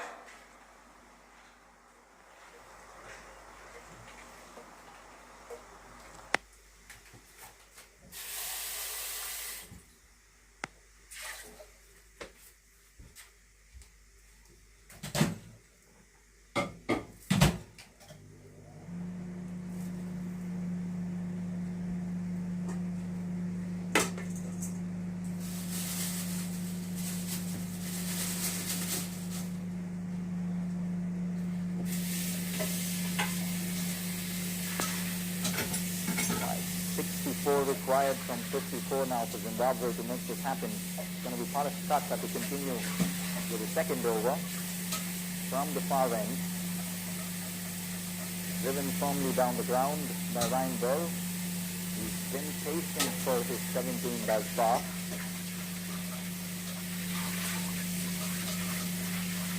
Richmond Mtumbami will need to give him company. And if these two can stay right up to the very end, Zimbabwe will certainly consider themselves with a fair chance of winning this game. I like the plan through.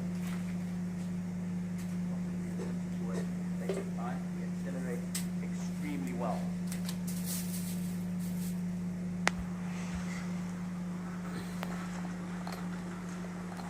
Yeah, Richmond Mtumbami is one who, although he likes to play his shots in this situation, possibly will just play second fiddle to Ryan Bell, but he can get on with things later on.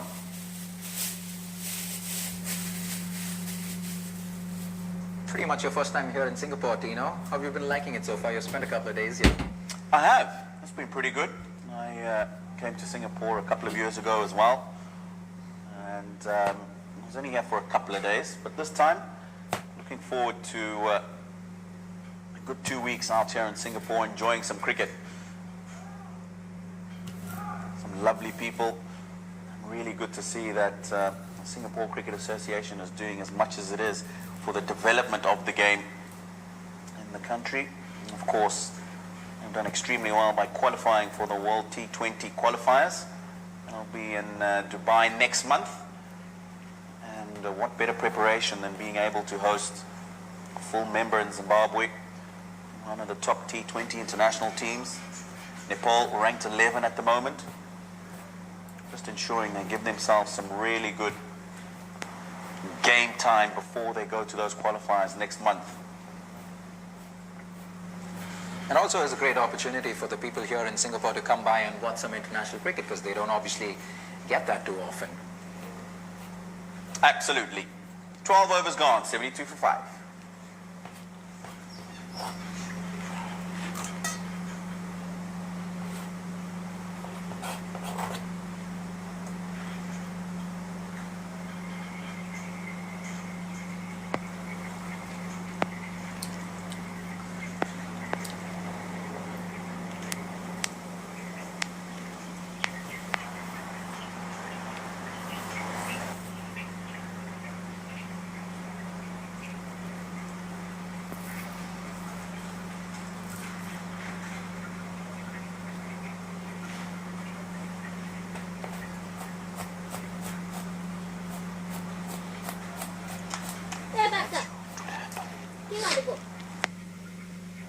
Okay,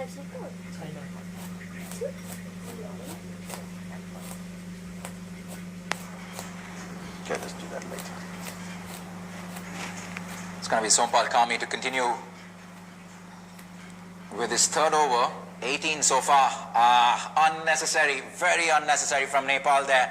Paras Katka is not going to be too happy, and very rightly so. You don't want to be gifting runs at the moment. Every single run counts. And with just 61 required, it's all to play for. Yeah, they've been good in the field. We talked about that wonderful catch to dismiss Sinom Mhlumbudzi, the direct hit. To get rid of a dangerous-looking Brian Chowry. Direct hit from the captain a bit earlier on. And, Ryan Bill had made his ground. Richmond Mutumbami flexes his muscles and finds the gap wide of the man at long on. Length delivery. And quite comfortably putting that away for 4. Well, once it races past the 30-yard circle, there's not much the fielder can do because it's a very quick outfield here at the Indian Association. And not the friendliest of outfields, so you want to be careful before you dive here because it is very hard. Yeah, it would have been softened up slightly with the rain that we had a couple of days ago. But still very, very quick, the outfield. Firmly struck. Again from Richmond Mtumbami, and he's not happy with his willow. Just gesturing to the change room that he would like a bat change. He absolutely middled that because that came down to long on at the rate of knots. Paras Katka had no time to stop that. And it's the shorter straight boundary. Mind you, both teams haven't necessarily played too much down the ground because the bowlers have bowled short as well.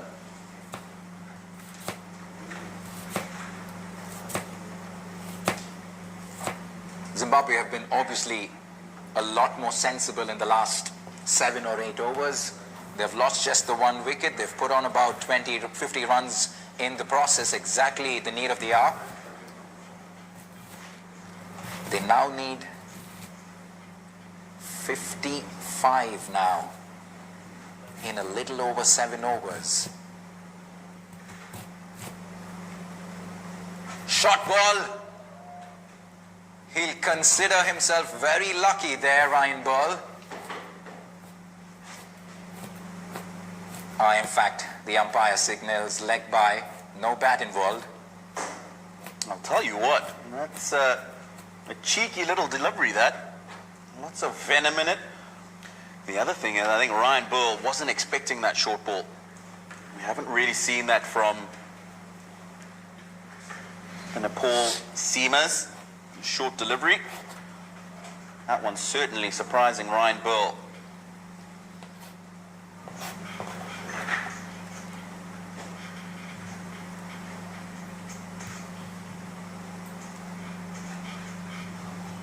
Down to third man from Richmond Mtumbami.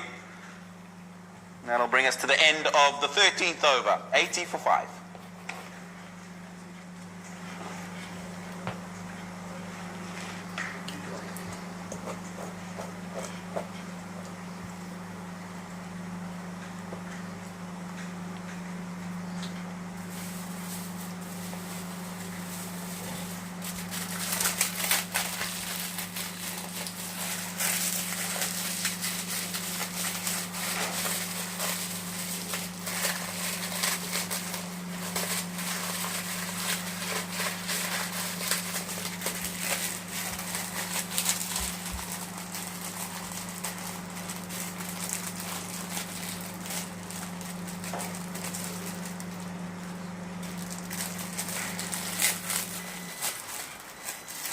Right, we're back live here at the Indian Association in Singapore. 53 required for Zimbabwe in 42 deliveries that they have. And guess what? Paras Katka had to make this change at some point. He brings on Sandeep Lamichhane from the far end. Exceptional figures for the Nepal spinning sensation. 13 for 3 in the 3 overs that he's bowled so far. Into his final over. One job. So much of spin. It suddenly feels like Sandeep's bowling on a completely different pitch, Tino. Absolutely. He is world class, isn't he? And it'll be important for these Zimbabwean batsmen to realize that this is his last over. 3 for 13 at the moment. If he manages to get a wicket here, one of these two, then it's backs against the wall for Zimbabwe. It's important that they play him out. Richmond Mutumbami obviously of a different school of thought. Well, you've seen enough of Sandeep Lamichhane, haven't you? You've seen him in the Caribbean Premier League, in the Indian Premier League, the Big Bash, the Everest Premier League. He's been playing T20 leagues all over the world, but batsmen just don't seem to figure him out. And due respect to Sandeep Lamichhane, he's got plenty of variations up his sleeve. He obviously has the wrong one, the conventional leg spinner, and variations in pace as well, so makes it very difficult for the batsman to figure out what's coming next. And that's been their undoing. We saw what he did to Sean Williams. Very first delivery, slower in the air, and a nothing shot from the captain. Looped one straight back to Sandeep. Very interesting here from Ryan Ball. They got to hang in there. There's 2 deliveries left from Sandeep Lamichhane. They don't want to concede a wicket. An interesting passage of play, an important passage of play, more so for Zimbabwe now. They know they can go big and take on some of the other bowlers. See Sandeep through. That is what the coach and the captain will be telling them from the sidelines. Change in the field. Man who was at point comes into 45 on the leg side. Ooh, big turn. Big turn from Sandeep Lamichhane and bounce. Well, I'm going to say this again. It almost feels like Sandeep Lamichhane is bowling on a completely different pitch from the rest of the bowlers. And that just goes to show why he is so much in demand. Why he is one of the big T20 talents of our times at the moment. What a sensation he is. And finally come to the end of a remarkable spell of leg spin bowling from Sandeep Lamichhane.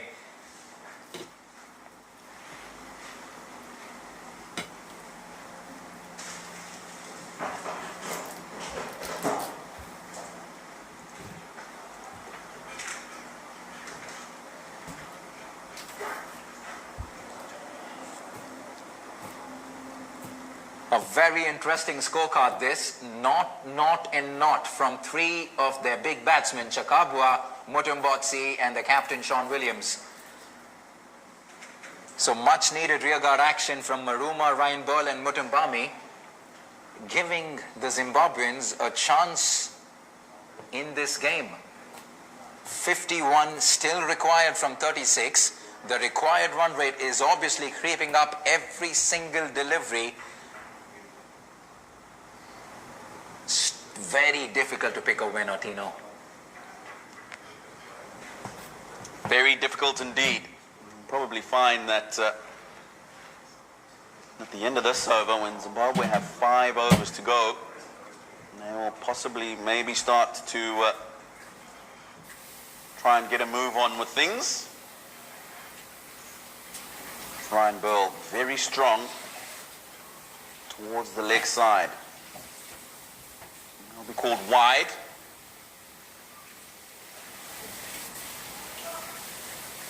New bowler Dipendra Singh Irie, vice captain of the Nepal side.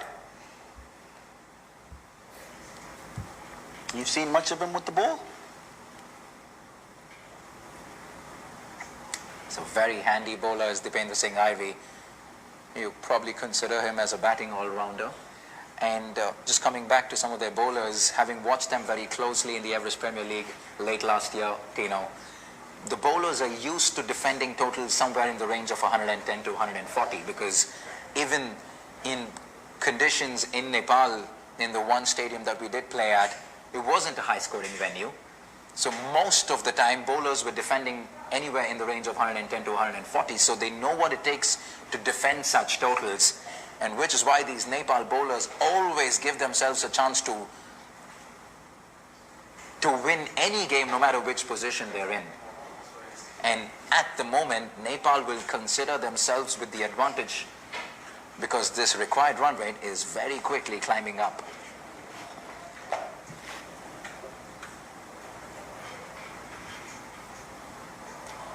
Big shot, big shot. Has that gone the distance? Yes, it has. A much needed boundary for Zimbabwe. And Richmond Mutimbami suddenly pulls things back for Zimbabwe. Plays through the line. Didn't do much off the pitch. 6 handsome runs. Smart cricket from Richmond Mutimbami, taking advantage of those short, straight boundaries. And especially with the man not turning the ball much, but if it does into him, it's definitely a shot that he'll consider. He plays it well. And another one! 6 more! Bang! Straight down. Well, it almost came down to us at the commentary box. 12 in 2, and Zimbabwe are right back in this. Dipendra Singh Irie, very different tactics to what Sandeep Lamichhane did. Lamichhane was happy to give it some air, give it some revs. Dipendra Singh Irie is darting it in, and Mutimbami is not complaining. Not at all. Good shot from Richmond Mutimbami.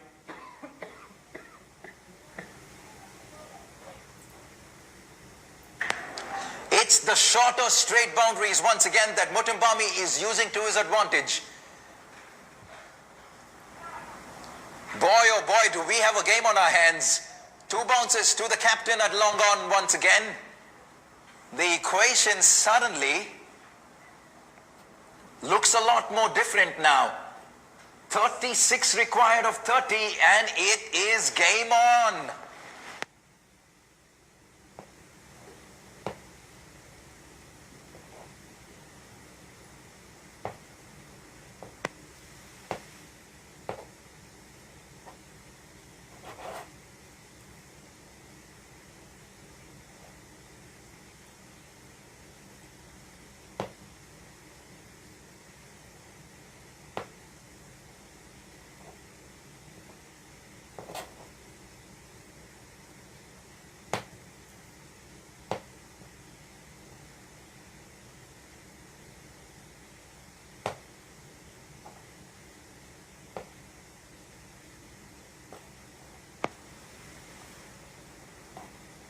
When you look through the numbers, Tino, if you keep Lamichhane's spell out of consideration, Zimbabwe has scored 82 for the loss of just 1 wicket, or rather 2 wickets, in 11 overs. So they've obviously targeted the other bowlers, but what they probably should have done better in hindsight was play out Lamichhane a lot more sensibly from the get-go. Absolutely. You're spot on, Nav. Maybe that inexperience as we talk about the batting lineup. A lot of youngsters coming through for Zimbabwe. But the most important thing will be, have they learned the lesson the next time that they take him on? And it's going to... Well, Zimbabwe obviously have learned that lesson. Singapore will be watching this game very closely. Boy, oh boy, the beauty of T20 cricket. Zimbabwe started off well. Nepal crawled themselves back towards the end of the first innings. They started well, did Zimbabwe, in the second innings. Then came the Sandeep Lamichhane factor. And here we are with Zimbabwe fighting back once again. Mind you, in everything that was happening, Avinash Bora with the ball in hand, and we saw what he did just now. And that's what he can do at a ridiculous consistency, is bowling those Yorkers. They call him the Lasith Malinga of Nepal cricket for a reason. Watch out for those Yorkers. A good-looking shot. Is that another 6? Yes, it is. A slower delivery by Avinash Bora, and Mutumbami is hitting it well. A clean strike over long off, and 6 more to the total. Zimbabwe are right back in this, and it's probably safe to say that it's advantage Zimbabwe at the moment. Taking advantage of those short, straight boundaries. Richmond Tumbami tells you that he's thinking about his innings. And as soon as that ball is pitched up and in his arc, he's not afraid to go over the top. Score moves on to 103 now for 5 Zimbabwe. He moves very quickly on to 30 from 21. Another firm strike down the ground, just the single this time though. That brings Ryan Burl back on strike, who's happy playing second fiddle. He's happy playing supporting role. And that's good enough because Mutumbami is striking it as clean as it comes. 3 sixes in the last 6 deliveries that he's faced. And he's seeing this ball as big as a football. Burl on strike now.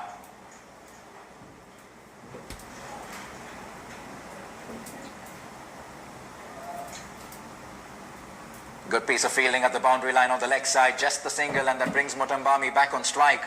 28 required now of 25. It's getting interesting here at the Indian Association in Singapore. You're watching game number 1 of the Singapore Tri-Nation T20Is, brought to you by Instagram. And what a way to start off.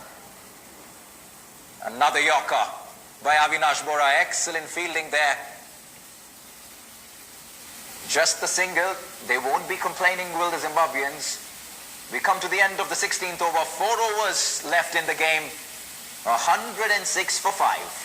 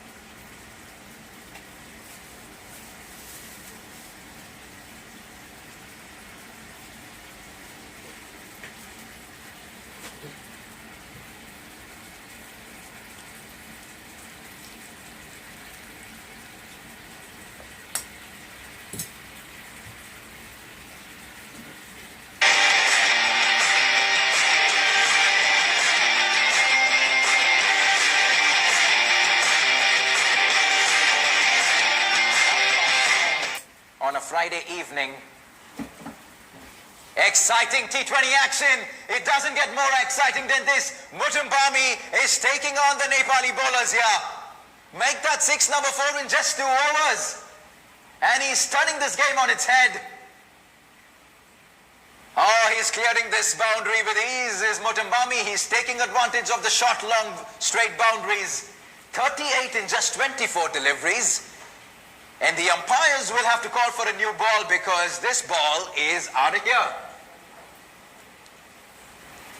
Good cricket from Richmond Mutumbami, realizing that he can take advantage of those straight boundaries.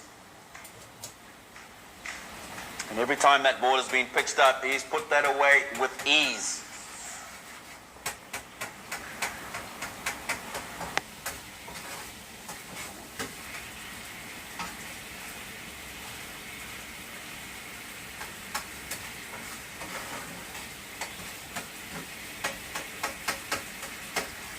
Right, just 21 required now.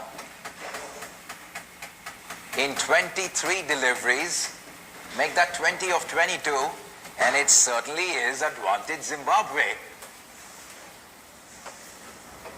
I did mention that if Zimbabwe were going to get across the line, these 2 batsmen were going to have to score the majority of those runs after they lost those 5 wickets, 4 of them quite early. Richmond Mutumbami just showing his experience, and I did say He'd be happy to play second fiddle to Ryan Burl because he knows that he can accelerate later in his innings. Played a very similar innings in Bangladesh. And that's the beauty of T20 cricket, isn't it? In just a matter of 2 overs, he's turned the course of this game with 4 lusty hits. Ryan Burl getting into the act this time. 6 runs this time to the left-handed Ryan Burl, and Zimbabwe are looking at finishing this game off in a canter. 5 sixes in a little over 2 overs. Oh, we're seeing some fantastic T20 cricket here. It was the ball that was dominating the first 30-odd overs of this game, but in just the last 3 overs, it's the bat that's doing all the talking. 7th, 6th in the Zimbabwean innings. Ryan Burl starting to get a move on now. 28 from 30 for him. Supporting Richmond Mutumbami well. This time he goes along the ground and wide of the man at long off, and that's going to be another boundary. So Zimbabwe now chasing down this total with absolute ease. Fantastic, playing through the line once again. Punches it through the offside, no chance whatsoever for the long off fielder. 4 more runs. We've already seen 17 runs of this over with 1 delivery to go. Kushal Malla unfortunately has taken 6 runs. Oh my goodness gracious. Zimbabwe are turning it on here. 23 runs of a Kushal Malla over, and they need just 4 to win with 3 overs to spare. Zimbabwe have pretty much sealed game number 1. 17 overs completed, 129 for 5, just 4 required in 3 overs.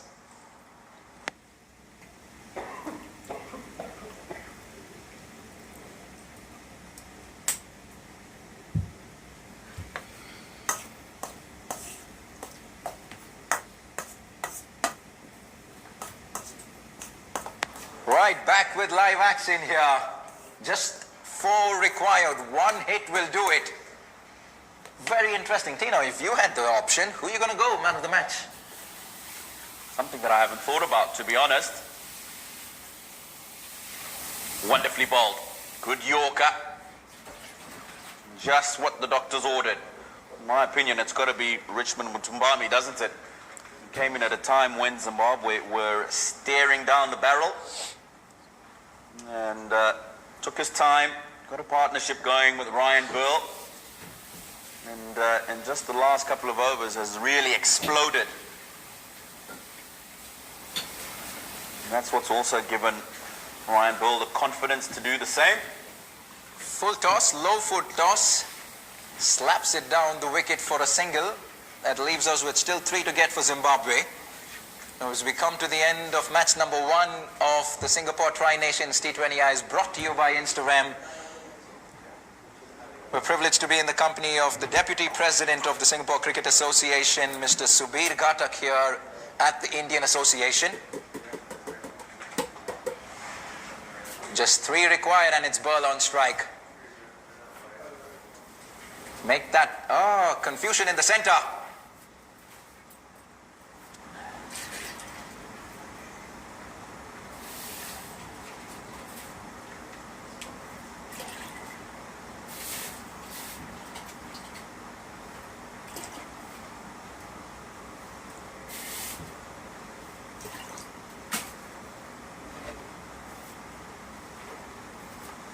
This is good death bowling from Avinash Bora, giving nothing away. They're fighting right up till the very end are the Nepali players. And Avinash Bora, they're as good as they get. There is Yorkers right on the buzzer. Just 3 required from 14 deliveries. Another Yorker.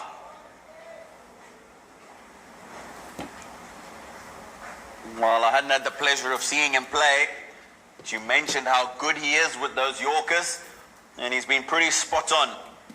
This over in particular. Avinash Bora. So just 2 required then for Zimbabwe to get across the line. You must be a happy man, Tino. You weren't smiling a few minutes ago. But this is a good win for the Zimbabweans should they get these 2 runs. 18 overs completed, 131 for 5. Just 2 required for Zimbabwe to register their first win in this Tri-Nations tournament here in Singapore. And they have 2 overs to do that in.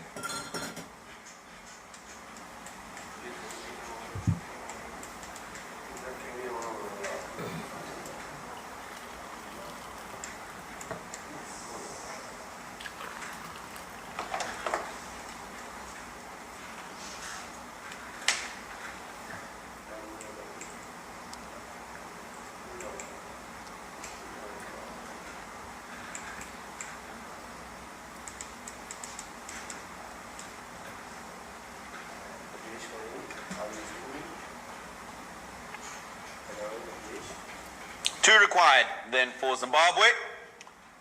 And Ryan Bull gets Zimbabwe across the line. And there you go, we come to the end of match number 1 of the Singapore Tri-Nations T20I here in Singapore. Zimbabwe registering an excellent win at the end with 5 wickets to spare, but that didn't look like is going to be the case at the halfway mark, courtesy an excellent piece of leg spin bowling by Sandeep Lamichhane. But barring the Lamichhane factor, Zimbabwe have been very good in seeing the Nepali bowlers through. Absolutely. You could see the experience in the 2 Zimbabwean batsmen at the crease at the end. Wonderful knock from Richmond Mutumbami, 40 from 28. Ryan Bull, 41 from 36 to get Zimbabwe across the line at the end with relative ease. 5-wicket win with 11 balls to spare. They'll feel that if they had managed to get another 30 to 40 runs on the board, they would have been pretty comfortable.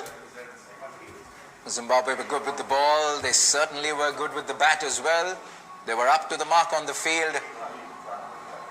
Deserved winners of match number 1 here in Singapore. And we're going to be back with you very shortly for the post-match presentation. Thank you for following us live through match number 1. For everyone tuning in on VC Cricket, Willow TV, Fan Code, and Facebook from the Singapore Cricket Association, a very big thank you for everyone tuning in. Happy-looking, smiling Tino right next to me. And Zimbabwe will certainly be happy with the performance here. They did exceptionally well in that last game in Bangladesh to beat Afghanistan, a good-looking Afghanistan, and they're following in on that form here in Singapore as well.